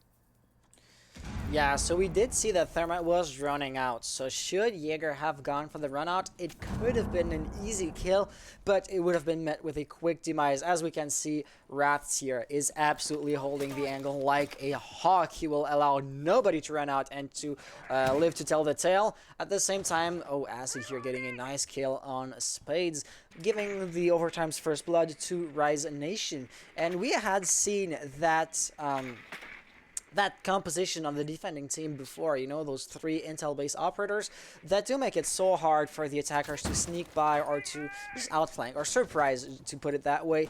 any and all players on the defending team. So it really does come down to the firefights. Do you remember that round where it ended in a trade, you know? So we really just will have to wait and see. It's now a 3v3 situation, so definitely knowledge, though it absolutely helps, is not going to get the kill in and of itself. It is now, I was going to say 2v3, but actually 1v3. Should Big Man be able to revive his teammate, he can break that back up to an effective 2v3 situation, which is exactly what he does, and he is doing that to no small risk of his own or at his own person, but it works out for the best for them. So now we will be seeing a final push with only 50 seconds remaining. Definitely Crusher of all people getting the kill. Oh, sorry, it is going to be Prod. So my bad, getting the final hits on the very forward attacking operator. Now with the 2v2 situation, it is going to be Jackal and Thermite left. Now Thermite sitting on the rappel, waiting for his moment to shine and walk into the objective, as Acid taking the forward push to the objective itself from Cigar Shop. He is going to have to going straight through Maestro with that LMG, that amazing LMG though. So if in tandem they can work together, it might be a kill for the Maestro, and I said it just as it happened, the Thermite grabbing the final kill in an amazing angle. Jesus. What can I say? Time was playing on XG 2.0's advantage, and Maestro had to peek. To be honest, should Thermite just rappel in, he was as good as gone. So I really have to put that on Maestro's shoulders, you know? That was a, well, unnecessary risk he took, and he absolutely paid for it. Thermite was holding a really strong angle, and he was just not going to lose in a face-to-face firefight, and should the timer have run out, Thermite and his attacking teammates, the orange team here, would have paid for it. However, yeah, big mistake in my opinion on Crusher's part. Definitely. I mean, to be fair, the Jackal did cause a forced rotation from the Maestro, but if the Maestro didn't choose to peek the very hard pixel angle that the Thermite was holding, he definitely could have proved to have a much better engagement. But regardless, the round is over, and we will be seeing a 6-7 scoreline now. And in an attempt to prevent the repetitiveness that we have slowly been walking into, I will let you take the reins on this one. So, question for you, what do you think has been the biggest factor in Rise Nation's momentum and success as a team so far? Honestly, I could not pin it down to a single factor. Like, I was actually looking at the notes just to see at the round's history, and Rise Nation, they have not won at any point in the game like 3 or 4 rounds in a row, which is absolutely exhilarating and an absolute booster to the morale. Their comeback was basically slow and steady, and you know, XG2, they have not made too many. They've made a few, but they haven't made too many simple or obvious mistakes.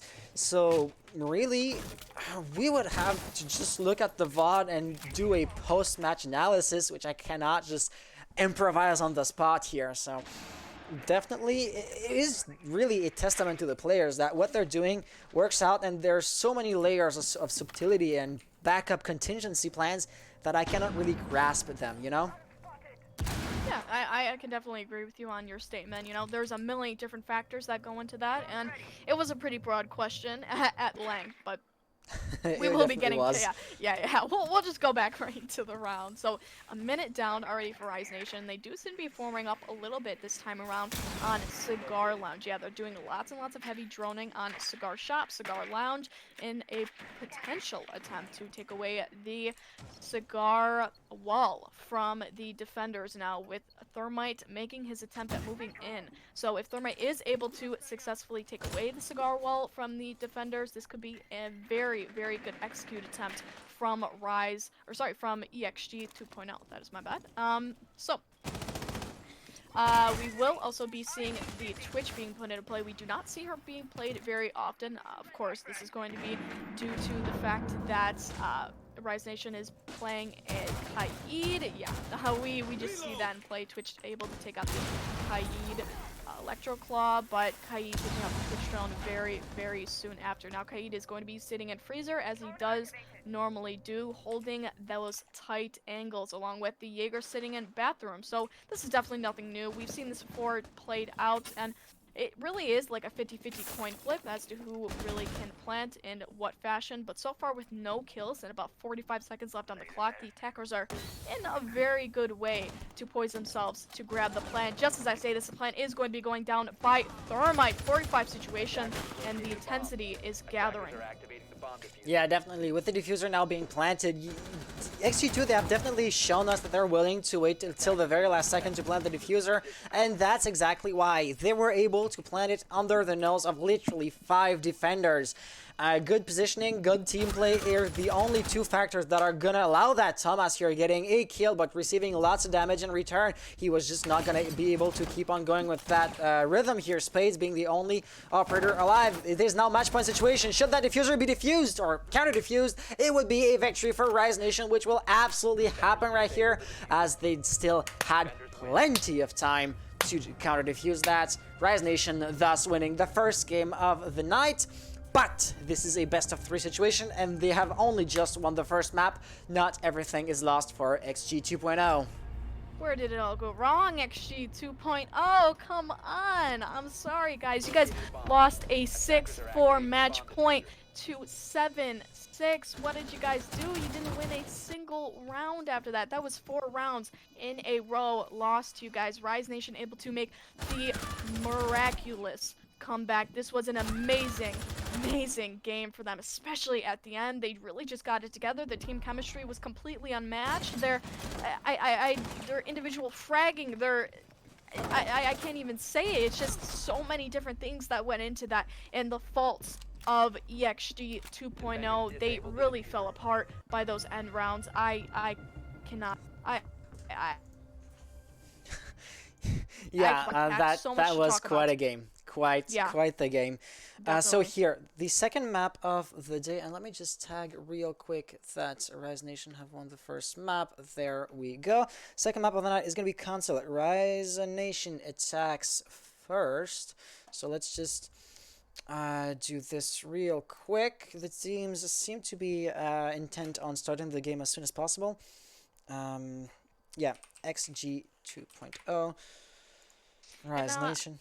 Actually, I have a quick question for you. So this is a question probably that would be geared towards an ESL admin if you're in the chat. So while we are currently casting a game, can we pick up another game after this? I believe we can. The rule is as long as or as soon as another one of the 2 teams has qualified themselves for that match, you can select it. So you cannot just jump right into the final and say we'll be casting this one. But yeah, I'm just setting up the next match here, so pardon my just lapse of concentration. You have free reign to talk about whatever you feel like would be interesting. So let me talk about this bang. I am shaking. I am literally shaking. This is the XG most caffeine I have had. Of course, my face cam isn't on, but this is the most caffeine I have had in the past month. I am going crazy. Wow. Bangs are made for people who are 18 and up for a reason. I can see that. I have drinking over half of this within an hour. This hasn't even been an hour. Oh my god. Peach Mango Bang, what are you doing to me? Jesus. If any of you guys know the brand Bang, they make these overwhelmingly caffeinated energy drinks. They have 300 milligrams of caffeine in them for a 16-ounce can. So think about 2 cups of coffee in a 16-ounce can. Imagine that. That is so much caffeine to be going through and to be keeping me up here. So you can definitely expect me to be going even after these few matches and not have that fatigue and burnout that I did yesterday. And yeah, and not use the word aggressivity, because that was a lapse of judgment on that one. But yeah, so another thing actually to talk about. So I would like to know your guys' opinions. This is going to be very heavily delayed, but I would like to know your guys' opinions on that match. What do you think about EXG completely losing outright those 4 rounds to Rise Nation? What do you guys think about that proceeding? That was an amazing game for both teams involved, but it really came to be that Rise Nation really topped their match on the late rounds. Now, we will be going to the game, but I, again, would like your guys' opinions, so make sure to tell me in the chat, please. Alrighty, so Consulate. We have already talked about this map at length in our other VODs, and we had talked about it even before this match. So I will not go on and on about the map, but I will go on and on about these bans. So we can expect the utility bans, we can expect the hard breaching bans, we can expect anything from a Thatcher to a Nomad to a Jaeger at this point. We will be seeing Capitao taken out. However, Capitao is a comfort ban at his prime. So comfort ban. This being said, Capitao, big utility operator, right? He prevents the rotations, he prevents the types of engagements that you do not want to see out from the attackers to the defenders. So, him being banned is going to be a big damper on the attack. Just as I say that, Jekyll is going to be banned as well. This really does seem to be a target ban, especially with Jekyll being used by one of the teams from the cafe game. Sorry to kind of deadlock my sentence there, but Valkyrie is going to be the 3rd ban. Very logical pick. Valkyrie is a straightforward intel operator and no intel for the defense. Just as little intel as you can possibly get. That's going to be the name of the game here for Consulate. And Pulse is going to be our final operator. Of course, Pulse is a very powerful intel operator, and in tandem, he is a nitrocell operator, so we can definitely say that this could either be a target ban or just a generalized ban. I would probably err on the side of a target ban, especially from these types of pro league games where Pulse is a pretty big operator, especially for specific people to be playing with set roles. But I will stop talking about that one and let you take it.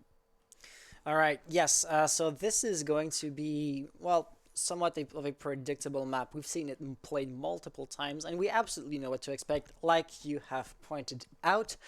However, different teams will go on different bomb sites first. It is somewhat rare-ish, but sometimes you will see a console defense first, maybe just to confuse the attackers, maybe just to like make them think they'll defend downstairs in the first place, and then they'll pick the wrong composition for the wrong bomb site. This is not going to be the case here, and sometimes it is going to somewhat set the pace of the game, because you know that the team who goes for that kind of bluff will play off of misinformation, or will more or less, you know, show their true colors, as this is something that happens or that occurs at the very first round, if at all. That, well, will just not be the case here. XG 2.0 going garage like you'd expect them to. However, Big Man Prod here doing something somewhat unusual. I, at least, have rarely seen that strategy. Not ever, but you know, that's the kind of stuff that you'd expect to see if you didn't know better. Let me just make sure to underline that. If you didn't know better, you'd think that's the kind of strategy you'd expect to see in, say, silver ranked. People not knowing how to use the black mirrors effectively. But here, as you can see, it is used in tandem with that second black mirror to get a nice big line of sight. He called them out. I am sorry to call you out there, but you called them out. That was, oh my god, you just called them out for being silvers. But yeah, no, so what I mean is you'd expect no, that to come you know what? No. The bridges have been burned, Hans. The bridges have been burned. But all right. yeah, I'm quite surprised to see that Mira wasn't banned. I actually did not get around to saying anything about that. So yeah, Mira isn't banned, which leaves her viability open for EXG 2.0. And yeah, so rather than playing off the Mira, they chose Pulse and they chose Valkyrie. So yeah, but walking actually into the round itself, now we will be seeing Alibi and refrag for Zofia. So Alibi being a pretty good, especially with her gun, a pretty good roaming operator, and Zofia being a pretty influential attack and utility operator. So unfortunately, I believe really the bigger loss for Rise Nation is going to be for that Sophia. But we will Absolutely. be seeing a Sledge sitting in piano. Now we will be doing the verticality destruction, as we definitely expect as Sledge to do. Now, Gridlock is going to be in play here. Something quite interesting to see. Just as I say that, though, Crusher is going to take an opportunity to play on the yellow stairs push for Maestro. So yeah, I know with the Discord screenshot you saw you don't have sound, but Sledge with the verticality has destroyed the Mira's black window, thus the one on the garage door, and this will in part force Mira to be pushed back here. We do see a few firefighters left and right. You know, Sledge has lost a minimal amount of health. Gridlock likewise, but no kill has occurred, and Acid here is absolutely going to push or to funnel into the objective here. As you can see, no defenders are absolutely ready to prevent him from entering into the bomb site. Crusher here will have very limited mobility due to the verticality plays. However, he's able to get the kill on the bearer of the diffuser. Now a 1v2 situation with 20 seconds remaining. He only has to play a defensive role here, play for time, and just try to get the kills, prevent the attackers from getting to that diffuser. That's all you gotta do. Will he be able to pull it off though? Gridlock now down. It's a 1v1 situation, and Wraths will absolutely have to plant with 4 seconds. He cannot really bait out too much. Crusher will be absolutely playing it safe. Attackers are activated. He's going to be playing it safe, and only with 21 bullets left in that amazing LMG. He's going to have to use it very, very sparingly. Now, with the attempt at a retake, Crusher is going to have to play aggressive and push fast. Now, he does know where the diffuser is, as he did see it, and trying to play under the van, it did not work, as attackers are going to win out their first round. The Gridlock ended up grabbing the final kill on the Maestro. That is so unfortunate. This is the true power of Gridlock and the ability to stop rotations. Not only that, but cause enough damage to put over the health limit for Maestro, giving them the kill. This is a nice representation to see how you have very limited mobility when you are prone and crawling. The point of it is really to make your silhouette as small as possible, because definitely you will not be like getting crazy peaks when you're prone. You will not even have enough time to just go back on your choice and just crawl back to the right side before that track stinger does get the best of you. However, so at the very beginning of the round, when I was talking about Mira, I do feel like I must have expressed myself in a in a bad way if my thoughts weren't clear. Were you just poking fun at me, or did I really not make sense? No. But for real though, I do have to say that this strategy is completely unprecedented in Pro League. You don't normally see this type of thing being pulled out. You do normally see the office hold with Mira, but you don't necessarily see the actual garage hold with her. At least I don't normally see it. This is more so of a go for strategy that we normally see rather than anything. It's kind of like a troll strategy, but regardless, you know, if it works, it works, right? But just to point something out that is kind of time sensitive. So with the 4.5 minutes delay, what the people on the stream are seeing right now is basically the same point of the round, but last round. So they just saw in the chats, they just saw the mirror windows being placed at the exact same place. And Sky's Lorder here says XG trolling. It does seem like it. Sorry for cutting you off. Keep on going. Yeah, I actually won't talk about any more analyzing since the round definitely has commenced, but something quite interesting to note is that the Maestro is going to keep on going on for the yellow stairs hold with the Mira rather than the actual Mira herself holding it. And this is actually a pretty good idea, especially because Maestro has that like super powerful LMG, right? He can hold those long angles, he can hold off the intel. He's probably the operator that is going to be prepped and primed, ready the most for holding such, you know, simply a hard angle, and an angle that is going to provide you the most kills given the actual weapon that you use. Especially with Mira not having the ACOG, it does give the Maestro a significant advantage walking into that. But Mira, however, will be placed around the objective. Yeah, she is going to be sitting on top of one of the cars, so she does have a pretty good angle to be held with her ultimately powerful SMG. That is, I really do love the Vector. To talk about it, it's even though it does have 26 bullets, it's still a very fast-firing gun, and normally fast-firing guns work better than the slow, meticulous ones. But Absolutely. yeah, was kind of veering off there, but with about 120 left in the round, I will let you take the rest of this one. So yeah, the round is well underway. Something that we had seen was Jaeger Thomas without an H, or let's just call him Thomas. He was roaming at the top floor, and as soon as he had been drowned out, he ran back downstairs to play on disinformation. Rise Nation had seen somebody at the top floor. They wanted him out. They wanted to know where and who he was.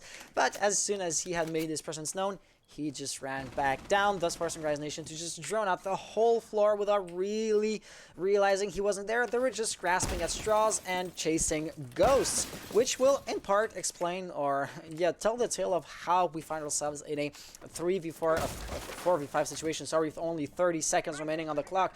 The final push will have to come pretty quickly. Finally, Thermite here has barely just begun to open up the garage wall. This will not be looking too well, as he's the bearer of the diffuser, so any and all pushes his teammates can make on the objective, any and all kills they can get will be next to worthless if we're not able to get that diffuser planted. This way I will absolutely keep my eye on Thermite, as a few kills happen at the same time. Here, he really has to get in, and he tries. It does not work. Sledge now with a 1v3 situation, 3 kills to play the deathmatch. He will never ever be allowed to plant that diffuser. XG 2.0, all in all, getting a pretty easy round.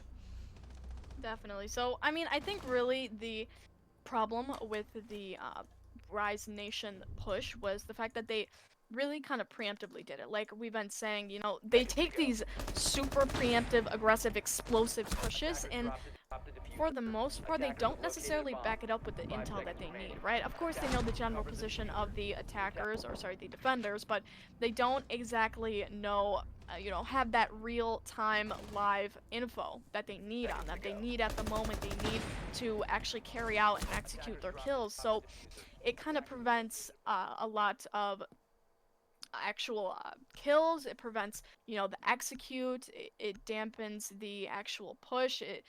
It really wastes time for Rise Nation. So if they were to play a little bit effective on the droning, playing together a lot, I mean, of course, this has been a general problem for them, it seems. It's, the indecisiveness, it could work for them, right? If they just had the info and were able to form up, kind of like how EG does it, the way that they work. They at least are able to get as much info as they possibly can, be as informed as they possibly can, drone out as much as they can, and then, only then, do they actually form up on the objective. So, after winning, it took them 2 tries, but still, after winning a round in the garage area, we will be seeing a defense here of the console's office. And what I do like to see is the composition being switched up quite a bit on both teams. So it really does show that neither of the teams really only have like one main operator for each player, and you play, for example, Smoke no matter what, because you're only good with Smoke. Not that we would expect the players to only be able to play one of the operators at this type of play, or at this level of play, but still the versatility on either sides here is going to keep things fresh and is going to keep things unexpected throughout the game, and that is something that I'm absolutely looking forward to witness alongside with you guys. Sorry, I was just taking a look at something else at the moment, so No worries. I'm going to kind of veer off a little bit here and tell you that the SSG versus Sonics game is almost up. So right now, with Razor's Talks, it's 4-0 SSG versus Sonics on their second map. So very quickly, soon here, we're going to have to make a move if we want to grab up this match. So we might actually have to do it mid-game, if that's all right with you, if that's all right with ESL admins.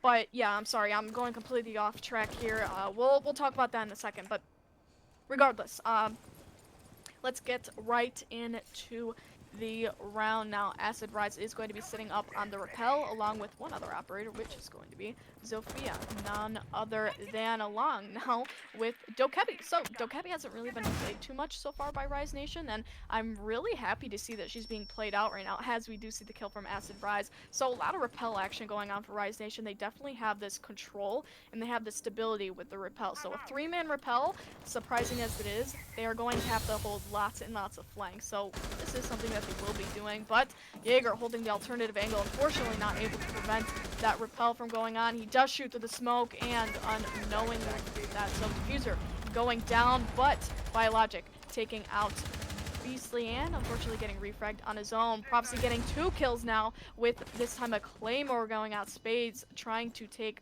a potential flank, but unfortunately the yellow stairs is going to be closed, so he's going to have to run up those at this point in time. Now, Sledge, Sophia, and Gridlock are still on the board, so they do have a lot of potential to make moves. Just as I say that, Gridlock going to finalize, and the attackers winning out this round 3 as Sledge picks up the final kill.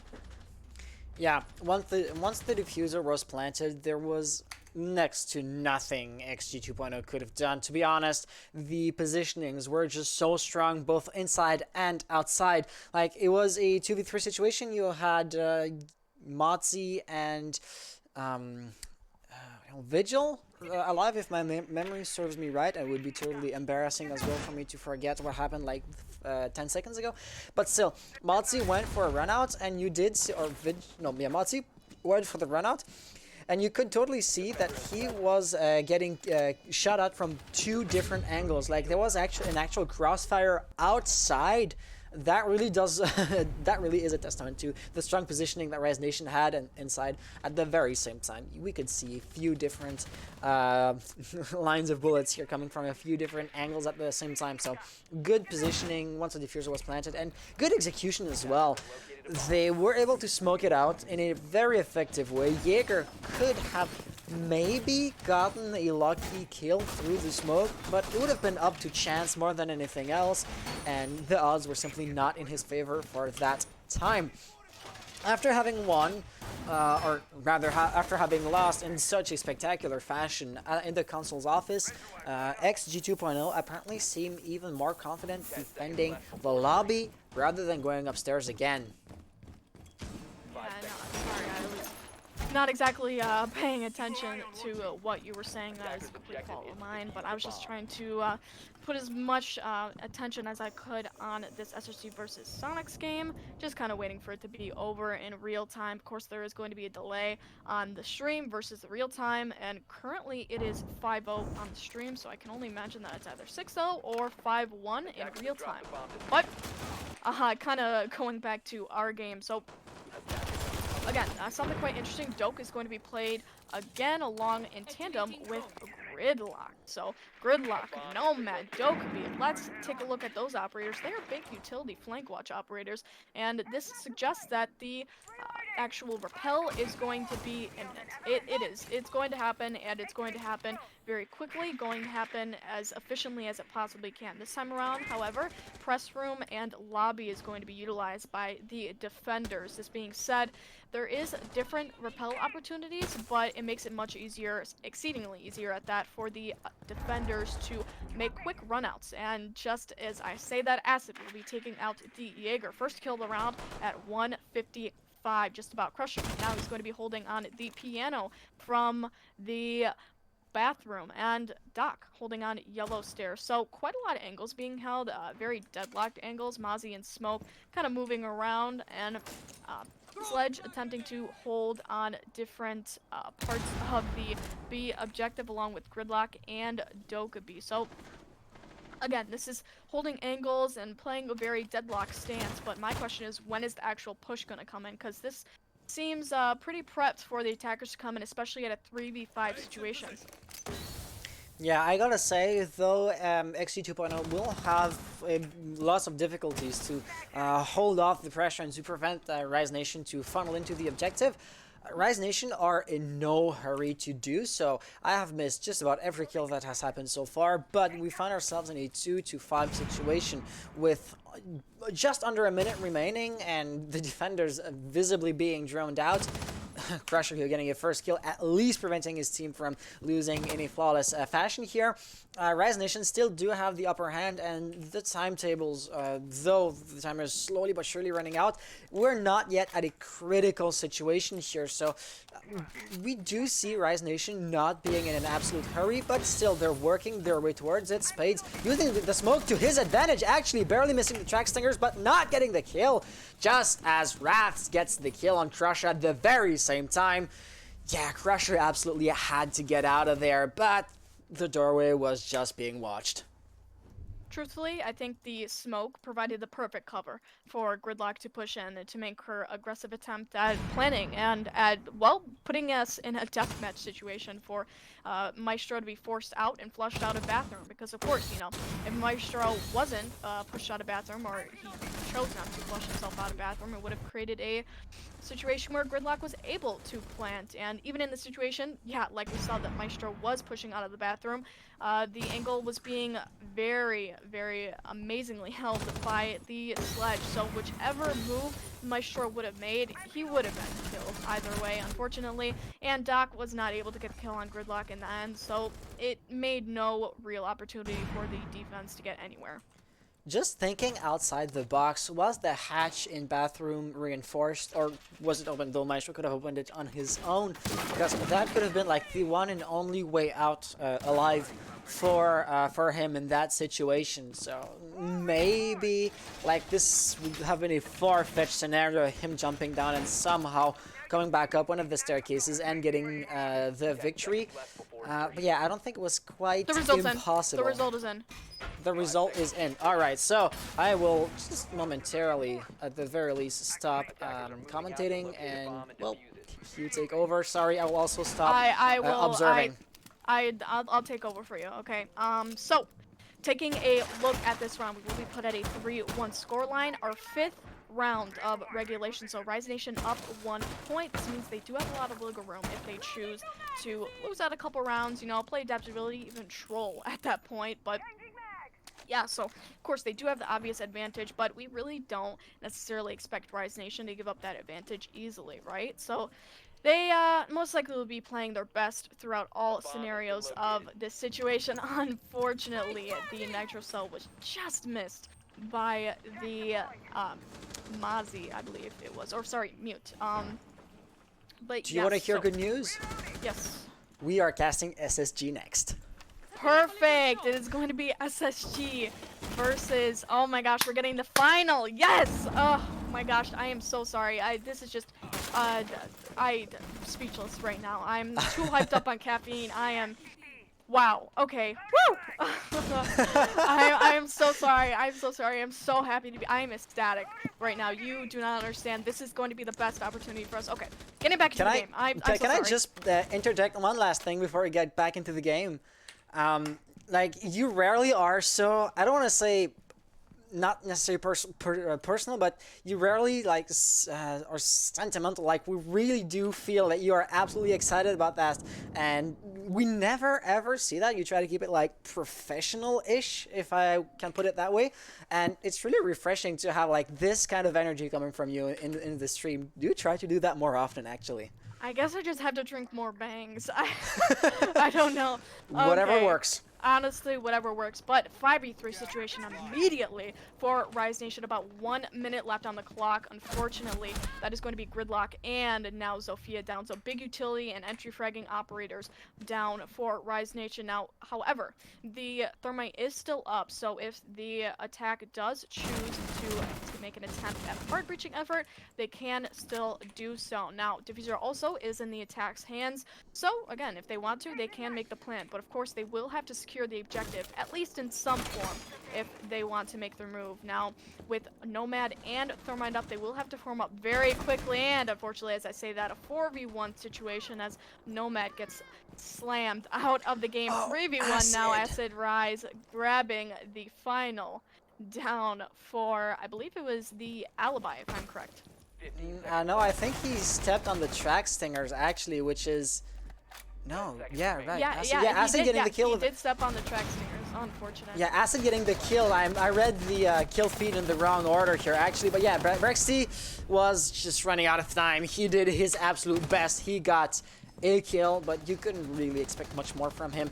Did he have the diffuser? I'm not exactly sure, but he would. Yeah, he did. But he would never have had enough time to plan it. Like, to do so, he would have had to run past Maestro, who, well, let's be honest, was never gonna let that fly. Of course, especially with that LMG and the fact that Thermite did not have very much health. The pressure was mounting up on him, and his morale was just being lost the second that he got himself into that 3v1 situation. I mean, it was basically a last-ditch effort, but it was a great effort still at that point, even with a 2v1 situation, gone from a 4v1 situation. So, overall, great effort from Thermite, just falling short at the engagement with Crusher, but I would definitely like to say how the attack has been doing, especially in that last round. So they truthfully got shut down, and I think a lot of it was the defender's fluidity, right? It wasn't necessarily that the attackers were, you know, completely misinformed, right? It wasn't necessarily that they were, you know, just absolutely outplayed, right? It wasn't that they, you know, were doing something wrong, right? It was just a lot of the fluidity from the defense, right? They had a lot of a roaming area that they could do. And, you know, maybe it might just be on the fact that Jackal is out of the game, right? We could attribute that, right? We could attribute the roam clearing effort. We could say a million different things and blame it on Rise Nation or EXG.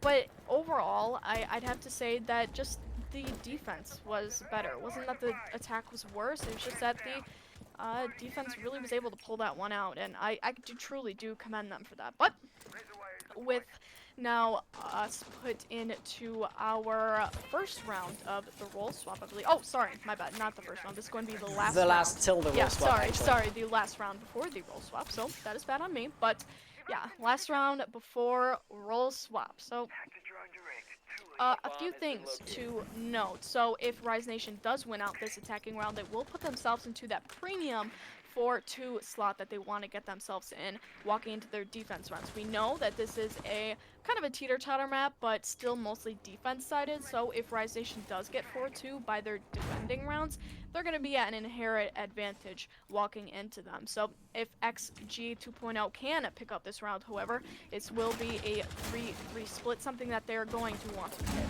by the end of this one. So Crusher now sitting in the unfortunately, he was sitting in the connector, but he got refragged out just as he got the kill on Sledge. That is going to be a main player down for EXG, a main gun, a main connector watcher. It is just a flank watch, a million different things all wrapped into one, and positioning and all. That is such an unfortunate loss for EXG, but other players are obviously going to fill in for that, such as Biologic. So yeah, if you want to take this one, I've been talking for ages. You absolutely have been talking for ages, but you know what? What you were saying was absolutely pertinent, and you were not like taking my spot at all by doing so.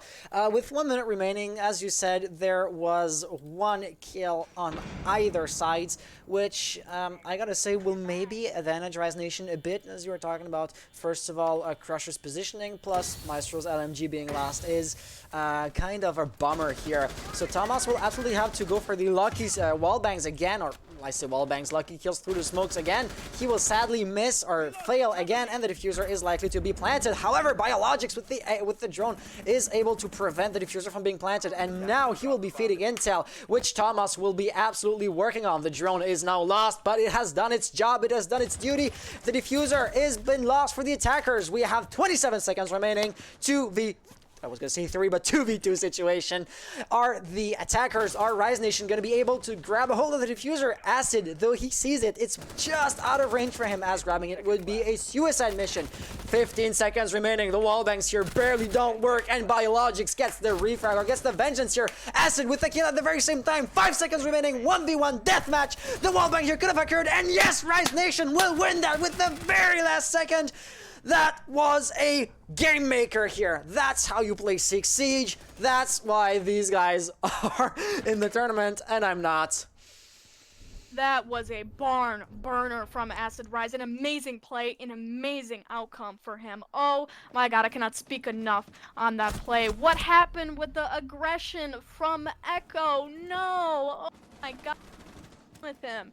If he just didn't peek that, he could have easily had the engagement in the bag. He had the ACOG on his side. He even had S&G on his side if he wanted to pull up the short range engagement. No! Oh my gosh. Well, I'd have to say though that just amazing play from Acid. He definitely showed his true colors on that one, just proving to be an excellent player, an excellent fragger, and overall, especially on Gridlock, out of all players, a utility player, he really outdid himself there. But let's just say he was yeah. lucky not to have the LMG, because with the LMG he would have been Yes, too yes. slow to get those kills. If I can just interject something real quick, the finale or the final, sorry, the final, as far as I can tell, is going to be played tomorrow though, so for our next game, we'll have to pick something in the loser's bracket, as there are more games in the loser's bracket than the upper bracket, you know? So, yeah, though we are set for tomorrow, the upcoming game for tonight has not yet been decided by us so far. Yeah, well, I'm still, regardless, excited for this game tomorrow. I am beyond ecstatic to be actually casting the finals. This is a game that's been wanted by all of us, right? You, Razors, just, yeah, we poached it from him, okay? Benny, we poached it from him, okay? We got our game poached from Benny, alright? He took the 8th game versus Oh, yeah. BG. That's He what got you that get, coming. Benny. That's what you get. No, I'm just kidding. I love It's all of good them. sport, yeah. Yeah, of course, it's all good sport. I love Benny. He's probably one of my favorite casters out of all of them. Razors, again, he's also an amazing caster, but yeah, I'm taking a little bit too much effort out of this game, so yeah, you can take the objective on this one. You know what? We had been talking about, like, off stream, what we can do to improve our casting level as a duo, and just having natural conversations more was something that we wanted to incorporate, and I feel like we really do get that tonight. So, hey, congrats on us, and just keeping on that line of thought. For just a bit longer, the different casters that you have mentioned here, what I really like, every one of them has their own style. Neither of those feel like a copy of the other with higher or lower casting skill. So I really like that every different community caster will have his own. Yeah, that was a total fail. Will have his own style, and that really does keep things absolutely fresh. But as you said, let's talk about that round with an absolutely crazy run out here from, I believe, Jaeger. And luckily for him here, he will not be punished for that, but that absolutely warrants punishing from either of those attackers, though, that could have been outside here. Definitely. So Smoke is taking quite a lot of pressure in Connector here. He's going to have to get a little bit more support if he wants to win out these engagements. We do see the single-minded push from the attackers. It's going to be, obviously, Projector Room. None other than we will also be seeing a duality for the long desk, and the actual plan is going to be going down by Thermite, even with the smoke set in place. So Smoke, even still sitting in Connector, he's not able to make great enough influence to prevent that. So Diffuser is going to be down 3v5, as I say this, 2v5 situation for EXG. Now Rise Nation is poised, very poised, to make a retake here, 1v5 as I say this. It is Thatcher solely defending the Diffuser now, and the Smoke now knows where he is. Thatcher gets taken advantage of, and is entirely possible. Yeah, absolutely. There's enough time and even a nice, comfortable buffer should you, for some reason, get your finger off of the button. He could not exactly have started over, but, you know, they got that wrong with a comfortable lead, considering the diffuser was planted. Yeah, sorry for the last round. We had seen replays for the 2 previous rounds, which was unusual. But there you go, replays for only that... 7th round, sorry. Yes? So, multi, that is a command that people want in the chat. So, after this game, if you guys want me to put a multi-command in the chat, I will definitely do that. There is, if you do not know this already, just kind of while we're talking about it, there is a multi option where you can watch multiple streams at once. Yeah, It's kinda like a- multi-stream, yeah, lurking or something like that. Yeah, yeah. yeah. So I will probably put that command in, or me and Hans will put that command in, throughout the middle of these matches. But yeah, so somebody also put in exclamation mark caster. So kind of while we're off topic here, we might as well introduce ourselves really quickly, just kind of during the prep phase. So why don't you take that one for us? So sorry, you want to talk about the prep phase because you were talking about the different commands here, and I was looking at caster singular. We could add that, and I was reading like no bio. Should I add a bio in the cards underneath the stream? Like I think better of a caster than an actual streamer. You know. He was saying no bio, as in like no bio, like biological. Oh, bio. Okay. Ash, what did you do along those lines? Yeah, okay.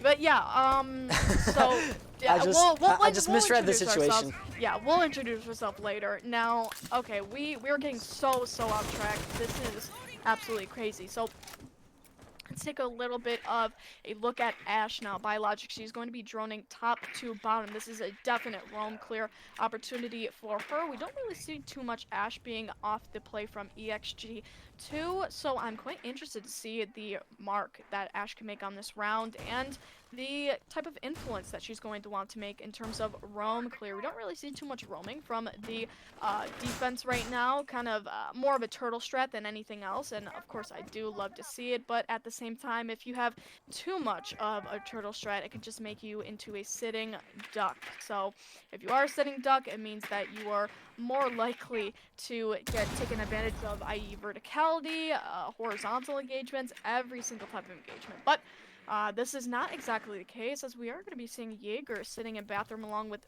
Goyo roaming. Now, oh, Jaeger is, nope, he's still going to be sitting in bathroom. It did seem like he was going to make a rotation. So yeah, he does have the opportunity to make a rotation if he wants to give up his position.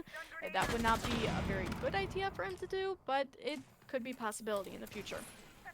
Yeah, definitely just keeping the possibilities open is what you might be looking for. Thermite here will be using one of his exothermic charges to flush Jaeger out, and it will work, but to a cost to his own person. He will be taken out of the picture, and the bad news is, as far as I know, yep, the garage door is, or are still intact, should I say. Diffuser's lost, but Biologic can recover that really easily. The problem being, yeah, garage will no longer be a possibility, so XG 2.0 will absolutely have to find a way to just walk down the stairs, and we see the silhouettes here. The defenders are absolutely ready for them to come in from that angle, so it will just be an uphill battle all the way. Yeah, just as you say this, the Thermite and the Nomad are going to be taken out, so no absolute hard breaching opportunities available. So yeah, those predictable outlets are going to have to be taken from the attackers, whether they want to take them all as a team or if they want to take them all as a single individual player. Now, as I say this, 3v3's Biological is going to pick up his second kill on the round. 3v1, 2v1, more kills happening, and EXG 2.0 does seem to have an inherent advantage on this round now, with Goyo attempting to take the round. He unfortunately gets bested by the Zofia. So attackers will be taking round 8. This is XG 2.0. That was an amazing round for them, I believe. You believe? Yeah, let's just make sure. 3-5. Yeah, XG 2.0. They have just won their third round, and can I say it's more or less? I don't want to be like categoric here, but it's more or less just about time, because you really don't want to lose any more rounds, or you really don't want to make any more of a Attackers have recovered their diffuser. they want, sorry, I just received a Discord message. If they just keep on losing points, the gap between the two teams is going to be quite substantial, and the closer we get to the end of the game, the harder it's going to be to just well, climb out of that situation, you know, to just get the win back. So yeah, it was a really good round and quite an important round for XG 2.0 to win here. For sure. And you know what? So since we're in a screen share mode right now, let me just show you what I received. Is it big enough for you to be able to read it? Apparently, Razors would like to cast the SSG final here. Well, I mean, we kind of got our EG game poached, and I think we can. I mean, we can really leave it up to some of the fans. I mean, yes, we've been kind of wanting this match for a very long time, just as much as Razors, just as much as Just about as any, yeah, it's the final, right? Yeah, just as much as any other caster. So I can really say it's fair game. You know, we were waiting for We this got it match fair for game, very- indeed. Yeah, But- we were waiting for this match. I mean, yeah, I know it's scummy way to go about it. I understand completely, guys. But at the same rate, would you rather have us on it, or would you rather have? I genuinely want to know constructive Yeah, criticism and all. We'll Would you not rather take have it us personal on it? for the community. Yeah. Yeah, would you rather have us on it, or would you rather have somebody like Razors on it? You know, completely skill-based at that point in terms of casting abilities. But yeah, let's walk right back into these rounds here. We were a little bit off topic, so yeah. How about you Or take you this know one? what? Do you want to create a straw poll and just put it in the chat? This way we can have a proper vote with a proper method of like counting the voices here, as we see some sort of verticality play, I believe, by Bexley. Yeah, who was just underneath that window and just ready to prevent anybody from jumping in. Big Man Pro droning right now. Yeah, we had been distracted by the latest developments here. This is going to be another defense of the garage, and for once, Thatcher is going to be making an appearance. So should Big Man absolutely want to open up the garage door with Crusher, they should be able to do that. Oh, that's unfortunate. But yeah, looking at Thatcher's positioning here, looking at Big Man Fred's positioning, they don't really look like they're going to go for the garage door. So probably, I would assume, we will try to open up, yeah, exactly that, while here to flush Jaeger out, And which worked perfectly last round, and then that could possibly be the hatches, but yeah, they've been opened up by Prophecy. That one at least has been. The other one is yet reinforced, so Thermite might want to use his remaining thermic charge there. It, however, remains to be seen. And looking at the positioning here, looking at his movements, he doesn't seem to know that Prophecy is no longer in the bathroom. They are thus just wasting utility and chasing ghosts. So let's just see what Jaeger has to do and has to say for himself. Alrighty, Let's also take... No, you were back? Go ahead. Yes, I am back. Yes, just as I kind of start watching this here, this is, again, a 5v5 situation still, in about 45 seconds left of the clock. Of course, this is nothing new to us. We have seen these types of situations go on before. It really just happens to be whichever team can take the cake, and whichever team can get their engagements well met better. So, in all, yeah, 45 situation, open and kill of the round. This is going to be a Nitro Cell kill, this time on Nomad. So Nomad is going to be a very vital operator in terms of post-plant. So, unfortunately, she will be taken down, and this might put quite a damper on this post-plant situation. So, 4v4 situation, Crusher grabbing a kill on Mozzie. Now, Jaeger grabbing another kill, but a quick refrag at that 2v3 situation now with Smoke attempting to prevent the plant, but with no success. Plant is going to be down, with Thermite watching the long angle on this diffuser, and now with Ash kind of attempting to, I believe, watch above or another long angle. Now, counter defuse is going to be happening. Is this going to be a ninja defuse? No, it is not. It is going to be seen by Thermite, but Ash is going to be taken down as well, and this is going to be a very easy counter for Rise Nation. They will pick up that round and put us into a match point. So let's actually talk about this, shall we? We have not talked about the point of no return match point yet. So, would you like to take it away for us, Hans? We talk about quite a lot. Yeah, you have, but once again, what you have to say is absolutely interesting, so I don't mind at all. What we colloquially call the point of no return is pretty fictitious, actually. There's no like hard line drawn in the sand here, but we are now in a match point situation. The scoreline is 6-3, so considering also that Rise Nation has won the first map, should XG 2.0 want to remain in the game, they will have to win nothing less than, or nothing short of, 3 rounds in a row, which, considering the rounds history that we've seen so far, does seem a bit far-fetched for them to do so. So, even though the game is not yet finished, their odds, or their chances of coming back, of winning the game, are pretty low, or I don't want to say next to nothing, but yeah, I wouldn't bet too much on them right now. Therefore, we have reached what we so colloquially call the point of no return. We don't really expect them to make the comeback, and in our minds, the game is as good as finished, in this case, in favor of Rise Nation. Yeah, amazing explanation on that one. Well, so, thank you. yeah, yeah, you probably summed it up as best as you possibly could, and yeah, so of course this is going to be our point of no return. EXG is going to have that very steep hill to climb up, and if they do, which of course is not unheard of, we just saw this happen from Rise Nation just about a game ago. So if EXG can pull out the same momentum that Rise Nation did so faithfully not too far ago, or not too long ago, then we can definitely expect some type of good match going on here. So here's the thing, with the delay, I believe people are about right now listening to us talk about who would you rather have cast the final. Define says Benny or Razors. Yeah, Benny isn't really an option right now. It's pretty much between us and Razors, and Define says or Razors. So we have one voice in so far. Should the trend continue, we will absolutely hand it over to them. Gecko TV just joining in saying, hey, that's not exactly an answer to the question we were kind of looking for. But yeah, the answers are coming in. Going back into the game, do you want to take it over?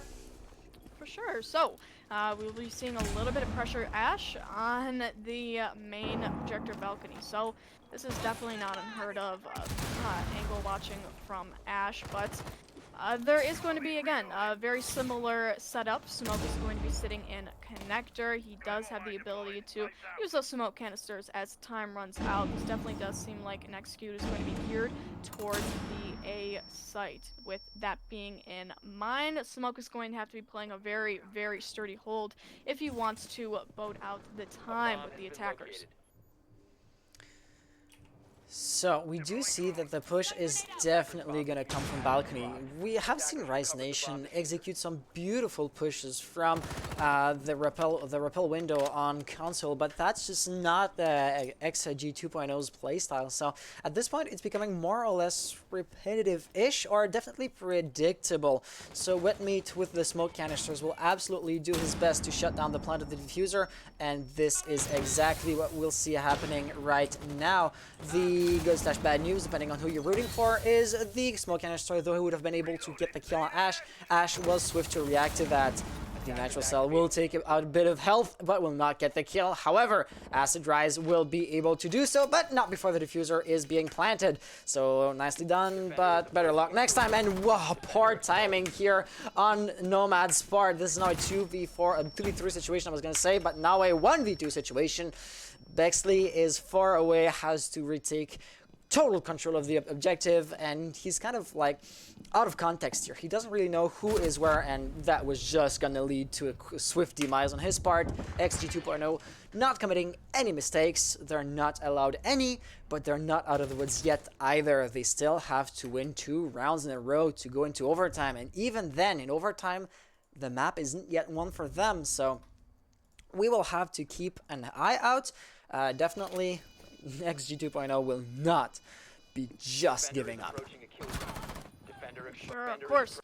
Like we said, the comeback definitely is not impossible, but it is going to be a very hard one at that. So, of course, you know, you can say, you know, this should be an easy game for Rise Nation to win, right?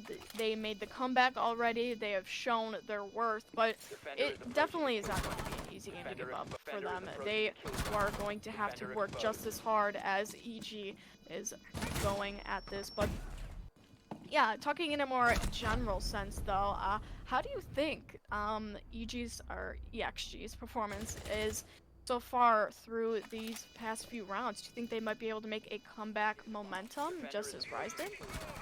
So this is Rise's map. Considering this, it is not surprising that Rise Nation does have the lead right now. They were, however, able to best XG 2.0's. They were able to best XG 2.0 on their own map, on XG 2.0's map. So considering this, and considering just the fact that they have been leading the game for the whole map so far, it looks really good for them. We always have to stress this. It is not over until one of the teams has 7 points, or in that case 8 points should we go in overtime. So XG 2.0 still have a shot at this, but once again, I don't really expect them to. Winning a round isn't out of the ordinary. We're not looking at a 7-0 scoreline, but winning 2 and 3 in a row for XG 2.0 is, well, unexpected. And so far, we really just have to wait and see, because I really cannot make a comment on how it's going to go, more than just the general, well, Rise Nation does have the upper hand, generally speaking. Yeah, I can agree with you on that in broad terms. However, making a swift transition into the actual game itself, I believe one of the roaming operators down in Archives is going to be droned out now, so that intel is going to be freely open for XG to do whatever they so please with it. That being said, they can take the opportunity to Habana down and spend a little bit of resources, but causing the least amount of collateral they possibly can in order to efficiently make the roam clear viable. So it doesn't seem like they're really putting too many resources into that, but hopefully they will be able to do so in a timely manner, because again, with about 1:30 left on the clock, time is ticking, and not too much so far has been seen from EXG on the actual attack itself. So, of course, you know, we know that EXG is an explosive team, especially at the last few seconds of the round, so we can say with certainty that they will have a good showing this time around, but it just depends on when. So the only defending operator at the top floor so far is Rook, played by Rats, and yeah, he absolutely has been droned out. Like, there's no way, XG 2.0, sorry, don't know where he is, but they're not really actively moving to counter him. Like, Rats is just holding his line without receiving too much pressure, and that's kind of a tough situation to be in, because you really cannot start playing vertically confidently, knowing that a defender is in the general area, and Wetmeat just came up here, also trying to help, but the diffuser is being planted at the very same time. We have not really taken a look too much at what happened on the objective itself, but it does look like Maestro was unable to prevent the plant. He's gonna jump out, but obviously that was a predictable move, and it will be met with a predictable result. The remaining operators, the remaining defenders, should I say. For example, here Acid sees the diffuser, but it's just out of his reach. Should he go for that, he will absolutely be shut down, as Wetmeat is able to cut off that rotation.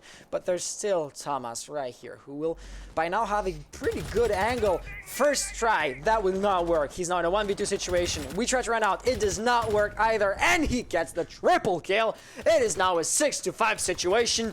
XG 2.0s are slowly getting their comeback, but they still have 1 round to go should they go in overtime.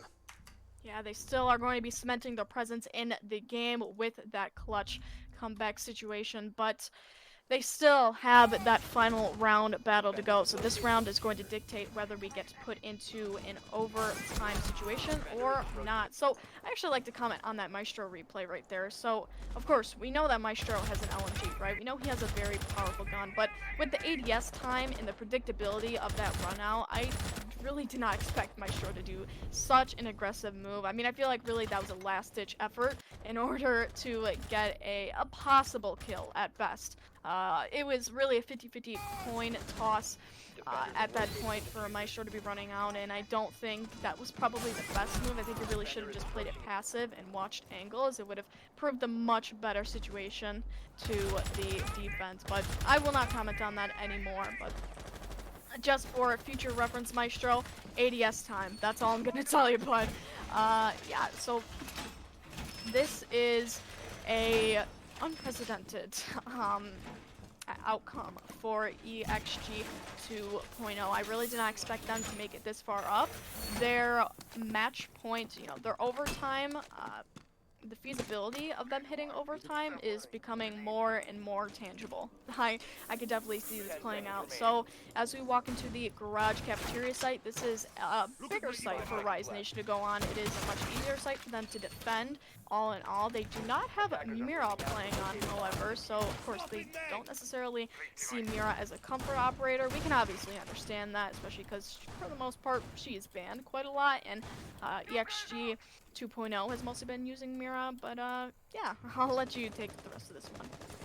So yeah, you said it really well, but I would just like to rephrase it in one last time in a slightly different way. Both teams are on their own way backs against the wall. XG 2.0, if they lose the round, obviously they're out of the game. That's quite easy enough to understand. Rise Nation, though, should they lose now? Well, that's their last chance at putting a swift end to the game. Should they lose here? Well, we're going into overtime, and then neither of those teams is going to be just one round away from winning the map. Like you said, oh no, Spades, unlucky. That's going to be, however, yeah, a really easy side to defend, and I feel like I'm just rehashing what you said, but there's a lot of plant denial possibility here. Evil Eyes, Echo Yokai Drones, and, of course, the classic Toxic Babes. So we're not really going for too much intel or for too much utility, should I say, when the 3 out of 5 of your operators basically have the same role, just to make sure that you never, ever run out of plant denial operators, you know? Jeez. So yeah, they're really yeah. concentrating their gadgets here. Yeah, I'm sorry to cut you off there, but that bait with the drone was the most classic bait I've ever seen in my entire life. Rise Nation, what are you doing, guys? I'm sorry, but EXG 2.0 just completely took advantage of that Jaeger. So he is going to be flushed out of the main lobby now and kind of actually getting back into the play-by-play.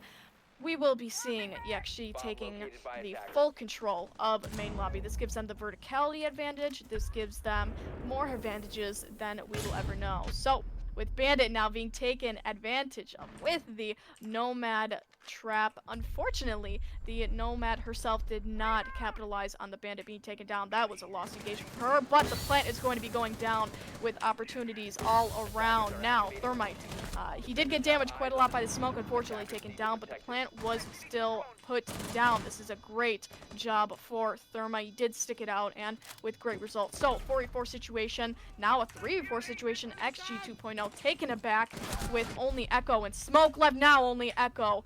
Similarly, it does put a big damper on the defense now. Echo with an ACOG MP5. He does have an amazing gun, but will it be enough? Even with the ACOG, we are going to be seeing an engagement between Ash and Echo. Echo coming out victorious. Now another, but Nomad this time around is going to be finishing out the round for her team. So, in a single sentence, are we going to be proven wrong?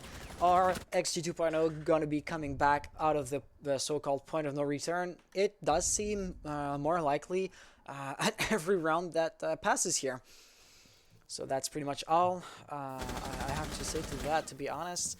The bait, as you said, the bait was the easiest. It's the oldest play in the book, and it just didn't work here. So really, that is absolutely going to be on Rise Nation.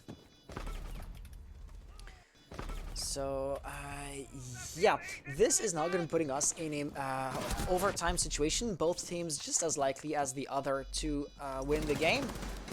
And Rise Nation, they really want to put an end to this. And XG2, they know it's now or never, all or nothing. They're not going to be allowing themselves any mistakes. But we just keep on repeating that since 3 rounds ago by now, and they just haven't made a single mistake so far, so it really does seem to be working, whatever it is that they've been doing in the past 3 rounds. So this is the big irony of Pro League that I was talking to you about earlier. Yeah. Whichever team chooses their map, a lot of the times they get bested on it. Of course, this attributes to the undermining of each team's actual abilities on a specific map.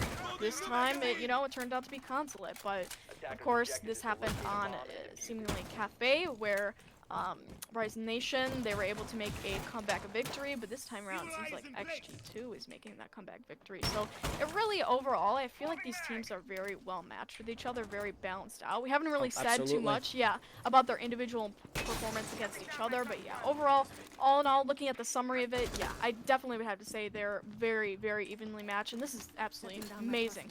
Great matchup for us. So, alright, getting into the game now, I believe I will let you take this one since I have been talking for a little bit. So Spades here does have an interesting positioning with his alibis, so there's absolutely no way that Rise Nation is going to fall for them since, well, there's one in each window, so you immediately know that they're the Prismas, that they're not the real thing. However, it's really good at gathering intel, so you can just hide behind one of the Prismas, and somebody shooting at you will necessarily shoot through your gadget, thus revealing their position. I'm not exactly sure whose silhouette is standing outside there. Oh, we have somebody here, Zofia pushing, and that's exactly what I was talking about. You have no way of entering without setting foot on one of the Prismas, thus revealing your positioning. But Prophecy is still able to get the kill. Nicely done on him. He has lost a lot of health, but that doesn't matter. You are alive, your opponent isn't. At the end of the day, that's what you want. Thomas will not be keeping up the pressure. He'll just fall back here on Archive Corridor. A difficult area, should I say, to hold. But right now, this is the area where he was able to go to just stay alive, which in the immediate future is going to be his top priority. So, practically speaking, Rise Nation now have total control of the first floor. Let's see how they use this control. It does look like we're going to be going for a garage push as Thermite is opening up the garage door. Yes, and this is going to be a very good hard breaching effort from Rise Nation, cementing a possible outlet to the objective. And with about 50 seconds left, this is about an amazing time for them to do so. This being all put into play now with about 40 seconds. So 45 situation, Rise Nation still has Sophia up, even with the low amount of health she does have. So technically, she is going to make the difference in terms of the advantage going up against us. We do know, however, that this is going to be still a defense-sided site, and we are to be seeing the actual outcome of this round. So right now, the timer is running critically low. Those those different plant denial gadgets could have been the end or the difference, but Echo's going to be shut down, and Maestro really does have to get his gun out now. So the diffuser's being planted, a 1v5 situation, and that was just not going to fly. A few attackers were put down, and one or two of them had been actually been taken out, had actually been killed, so it's not going to be a flawless round. It could have been. But yeah, even just debating about it being a flawless round or not does speak testament to the fact that, well, Rise Nation have won that round with a landslide. And now, well, we are back in a match point situation, which Rise Nation have been in for a long time, but they just have not been able to get the last tiny little round they needed to win the map. This is going to be now or never. Definitely is going to be now or never. Alright. Whew, wow. I feel like we have been on a bit of a tangent, so I will just give us some breathing room to just gather up our thoughts here. So, wow. Back and forth it really has been for these two teams. Rise Nation 1 point above the XG 2.0, so this is a very, very important round for them. If Rise Nation are to win out this round, then of course they win out both points, and if EXG 2.0 are to win out this round, they keep themselves in this game and put themselves into the overtime match point that us as casters do love to see being played out. But yeah, I just to kind of summarize that point being made. Yeah, so a quick thing. Let's keep our conversations about 30 seconds long. We have kind of been making a point of having our conversations pretty long. Sorry, I just wanted to make a live statement about that. Sorry. Yeah, no worries. What's quite interesting here is Rise Nation. Well, they are going to be defending now, and we've been talking about how this map is defense heavy, does favor the defense. So Rise Nation winning the last round on offense really does give them, I feel like it does at least give them the upper hand going into the possibly final round here. XG 2.0 are definitely not going to be allowed any mistakes so far, so that would have been a good time for them to try to come up with something new. So far, however, I don't really see too much of a change in their playstyle. For sure, for sure. Oh yeah, and somebody said in chat, just to quickly address it, yes, I am a girl, and yes, I do get mistaken for a boy about 50% of the time, so you don't need to worry about that one. But yeah, we will be seeing Jaeger holding on the actual objective itself with Smoke playing connector. This is a very normal strat that we've been seeing, nothing out of the ordinary, very common for what me to be sitting in the connector, Jaeger holding the objective. Now, Biological doing the same exact setup. It seems like these characters are really just falling into order, falling into place, and at this point, it's not even really about predictability anymore. They know what they're gonna pull. I think it's just about individual engagements and the difference between how Rise Nation EXG 2.0 are just gonna play against each other. Absolutely. So Ash, that was previously on the balcony, now it does look like she wants to put pressure either on the skylight, or maybe she was going console, but definitely it's just to toss out the drone. Maestro will be droned out, but I don't really see how some pressure could be mounted on him in the near future. So knowledge is power, but definitely he will not be flushed out anytime soon. The plan of the diffuser does not yet look like it's ready to happen either, so I appear to have been wrong. Biologic here getting a cheeky little kill. Next order of business will be Smoke, since he's pretty much the only thing that stands between the XG 2.0's team and the diffuser being planted.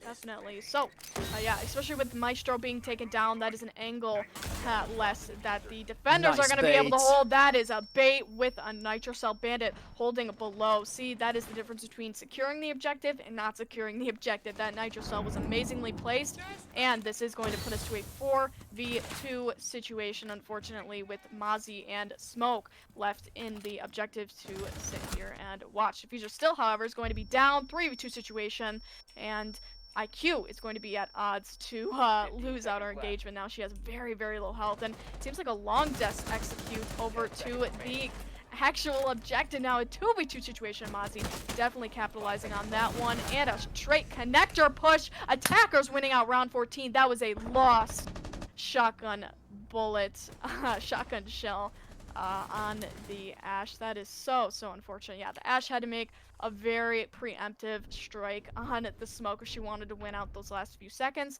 and it was absolutely amazing. It was a great play on her part, but yeah, it was very indecisive up until the end. She really just had to do it, and especially with the Thermite going down, it didn't really leave very many options for the Ash. She's not necessarily a planting operator, so she kind of had to make her kills her own way. Seconds left. So yeah, it definitely is unfortunate that Smoke missed his first shot, because that could have been that could have gone the other way. Definitely, though, with 4 seconds remaining, it was a close call at best. So here we go, 7-7 scoreline. The one thing that we have been asking for Attackers need to a locate pretty long time now, and is it just me, or it's the first time that we're going to be seeing that since we started casting the qualifier playoffs night, right? Yeah, it is. So yeah, this is something quite new to be seeing from us. So again, just to update you guys, of course, I'm sure you guys know this already, but if EXG 2.0 were to win out this round, they get the points. They're able to stay in this competition. If Rise Nation wins out this round, they finish off their 2-0 streak for EXG 2.0. So this round hinges on quite a lot of results and potentially more casting opportunities for us down the line. And a finalizing decider map, which is going to be Villa. Villa is Rise Nation's map, but we will be getting into that if the time does so come around. Now, we are going to also be seeing the actual action phase. So yeah, prep phase is already going to be gone, and this is going to be 3 minutes down for either the attackers or the defenders to play out their time and hopefully get the engagements won or lost, just to put it in the broadest terms possible. Yeah, definitely. It's a high stake round. There's that would be actually an understatement, and it's gonna be the first time in a long while that Rise Nation are gonna be pushing console. So I gotta say that console window push, I missed it, and I'm glad to see it come back, and I really wish to see what Rise Nation are able to do or how XG 2.0 are going to be reacting to it. Because definitely, look at that. Spades now playing Warden, and we absolutely know why. The smoke cover when you come in through the window is absolutely important. Well, actually, the whole attack totally hinges on that smoke cover. So Warden here might just be able to throw a very substantial wrench in Rise Nation's attack should they go for the same thing as ever. And so far, it looks like they're set to do it.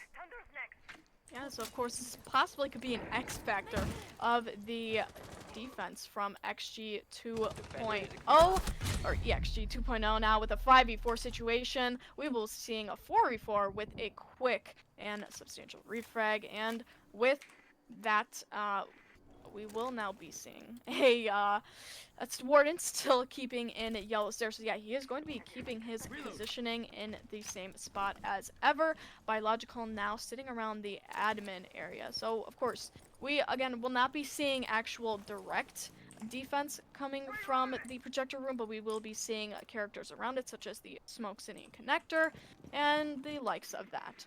So yeah, hopefully we're going to be in for some pretty packed engagements throughout this round. So it definitely does feel to me like Rise Nation have picked up on XG2's little trickery here, and they thought, well, there's no way we're going to be doing the same push as last time, because that's just not going to work with Warden being in the area.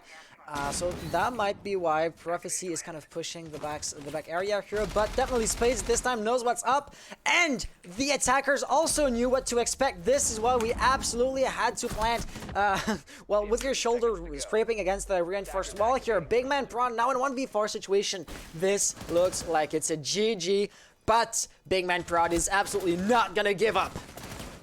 Definitely not. Mozzie is going to have to take a very preemptive strike on the rest of this round. He's going to be very damaged in this situation. About 50 health now with the gridlock going down to him. So that's now going to put us at a 1v3 situation. Of course, this is entirely possible, but it's going to have to be a very, very quick engagement as the attackers finish up round 15. That is going to be Rise Nation taking the match point, taking the 2 points they needed to finish off this game. That is a GG to Rise Nation.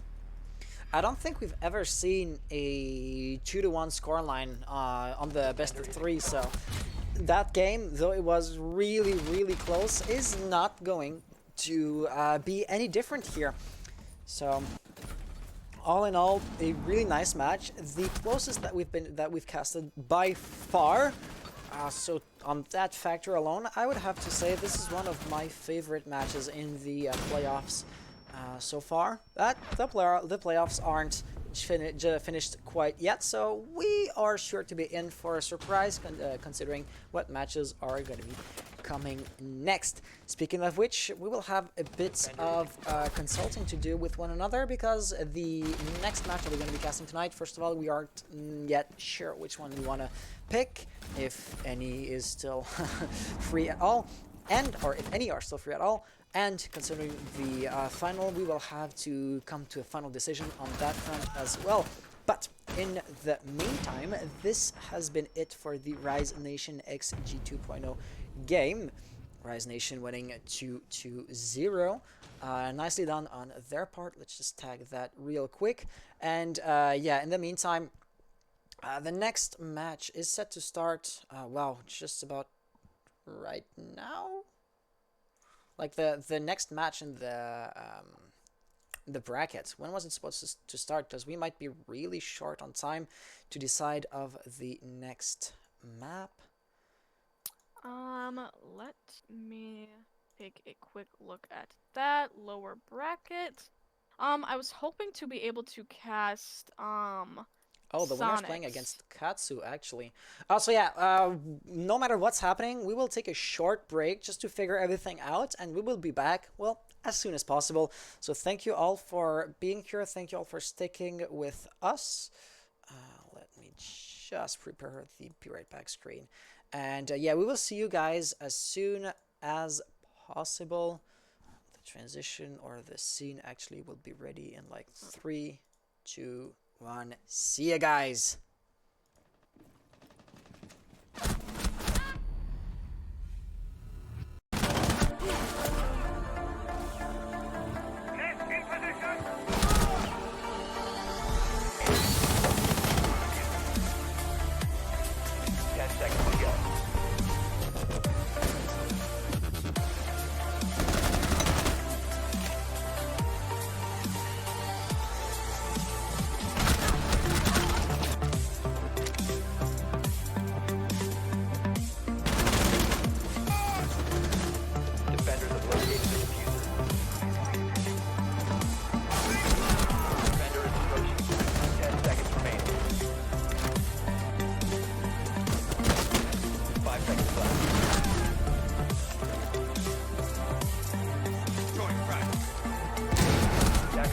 bomb. The defender is approaching a kill streak. Defender exposed.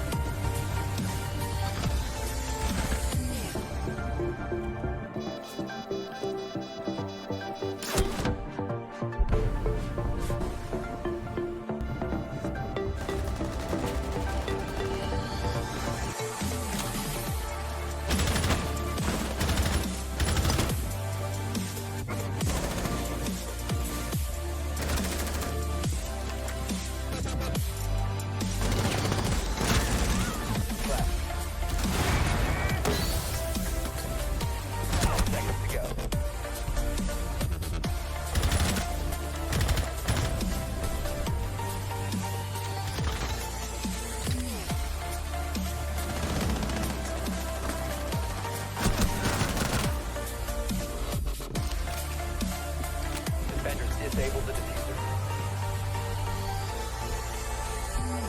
Attackers activating diffuser. 15 seconds left. 10 seconds remaining.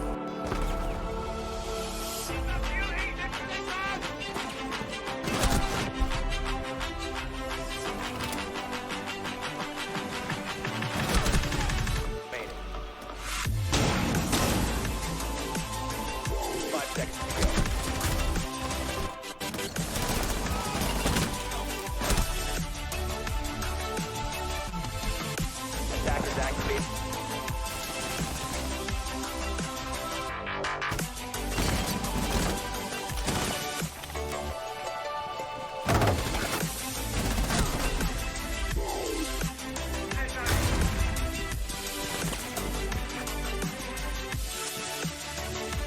Defender is left.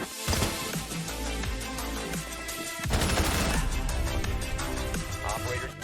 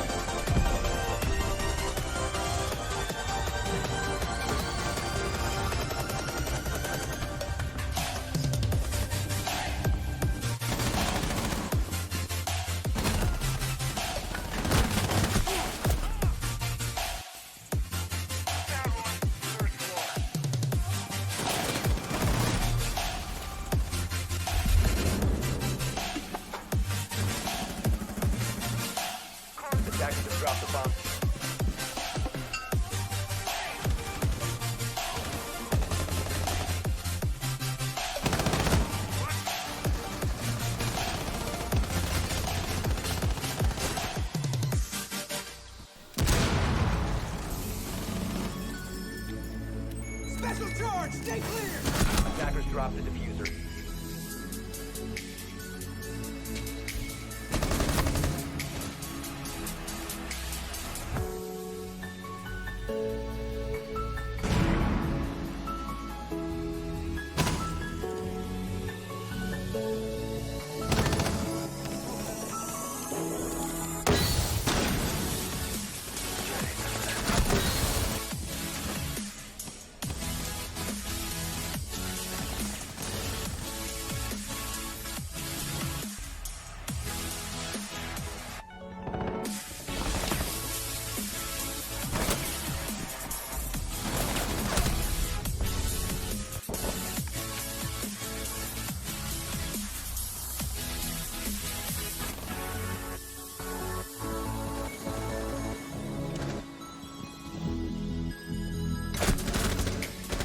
Closing back.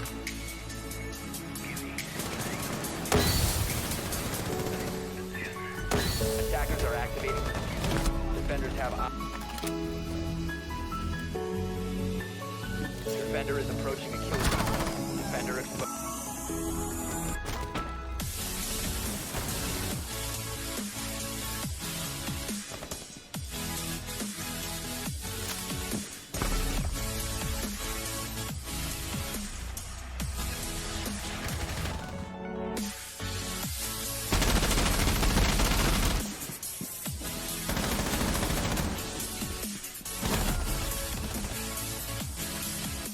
Mag change.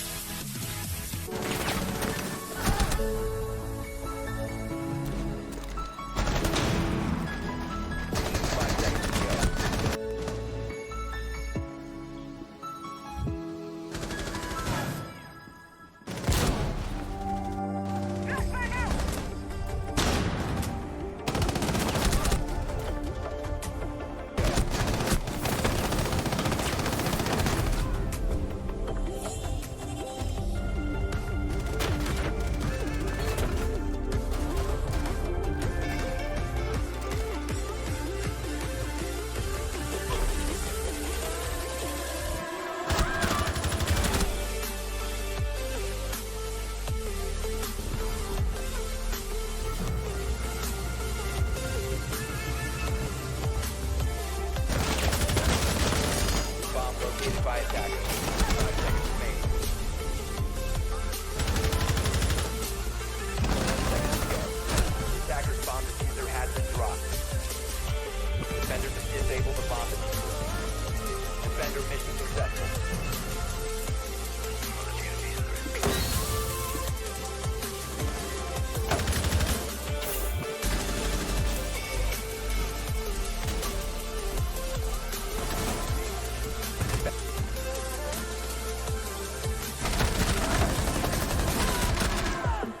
Seconds to go.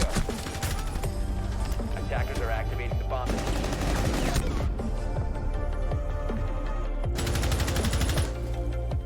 seconds to go. The attacker's bomb diffuser has been dropped. 5 seconds left. Attackers have dropped the bomb diffuser. Seconds to go. Attackers dropped it.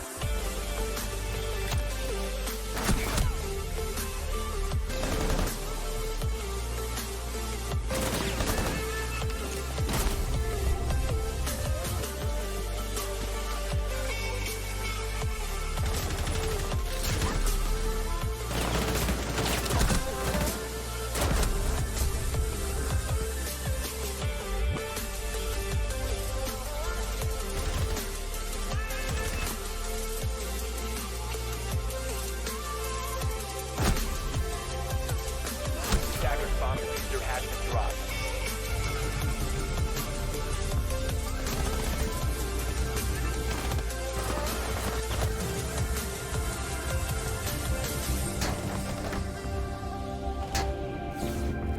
Diffuser has been dropped.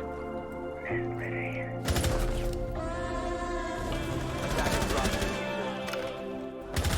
Loading new magazine!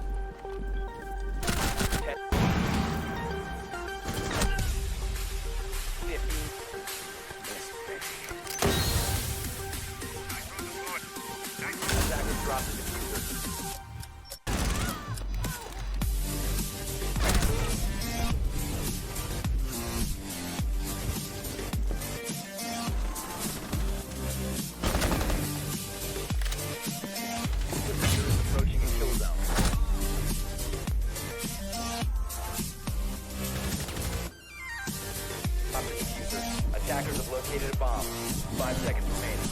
Attackers cover the diffuser. The attack.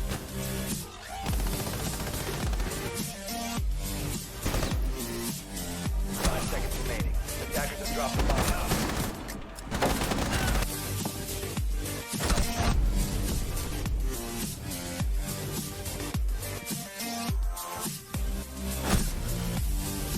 5 seconds remaining.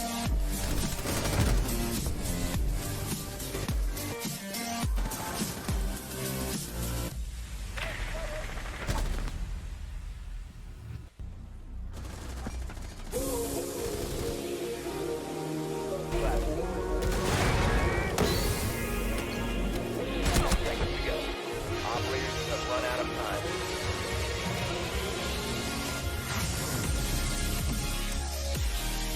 Attackers have recovered their diffuser.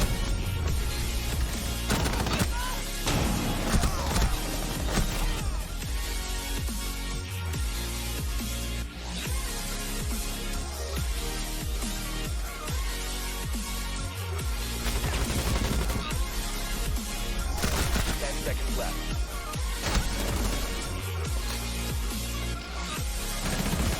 Reloading!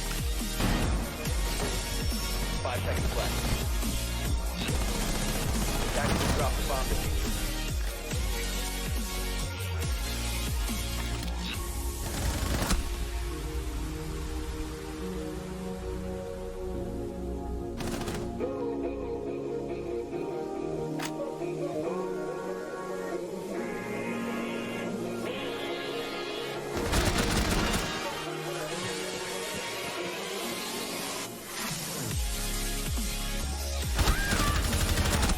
Into the diffuser.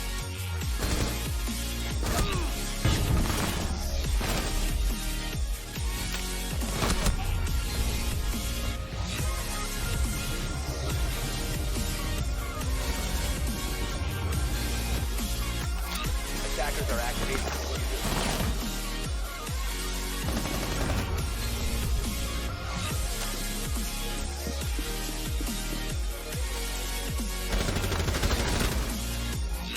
Located a bomb. Attackers are activating the bomb diffuser.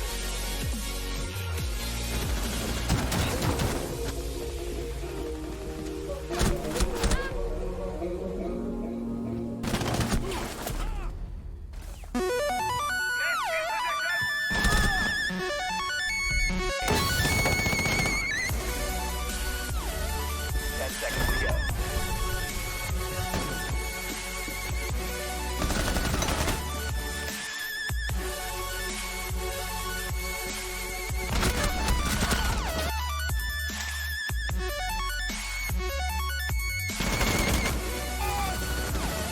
Defenders have located the diffuser. Defender is approaching. 10 seconds remaining. 5 seconds left.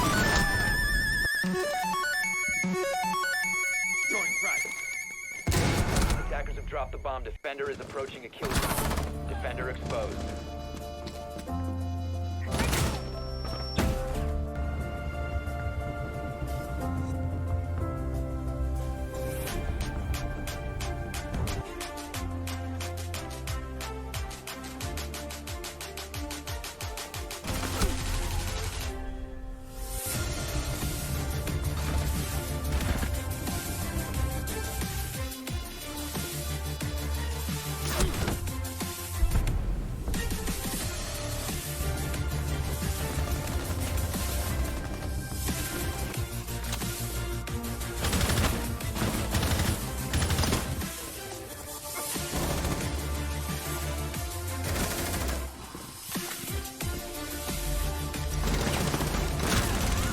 Left. 10 seconds to go.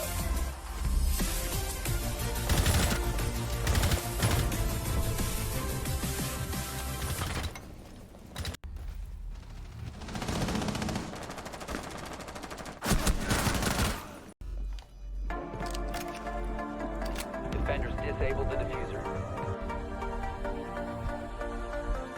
Attackers activating the diffuser.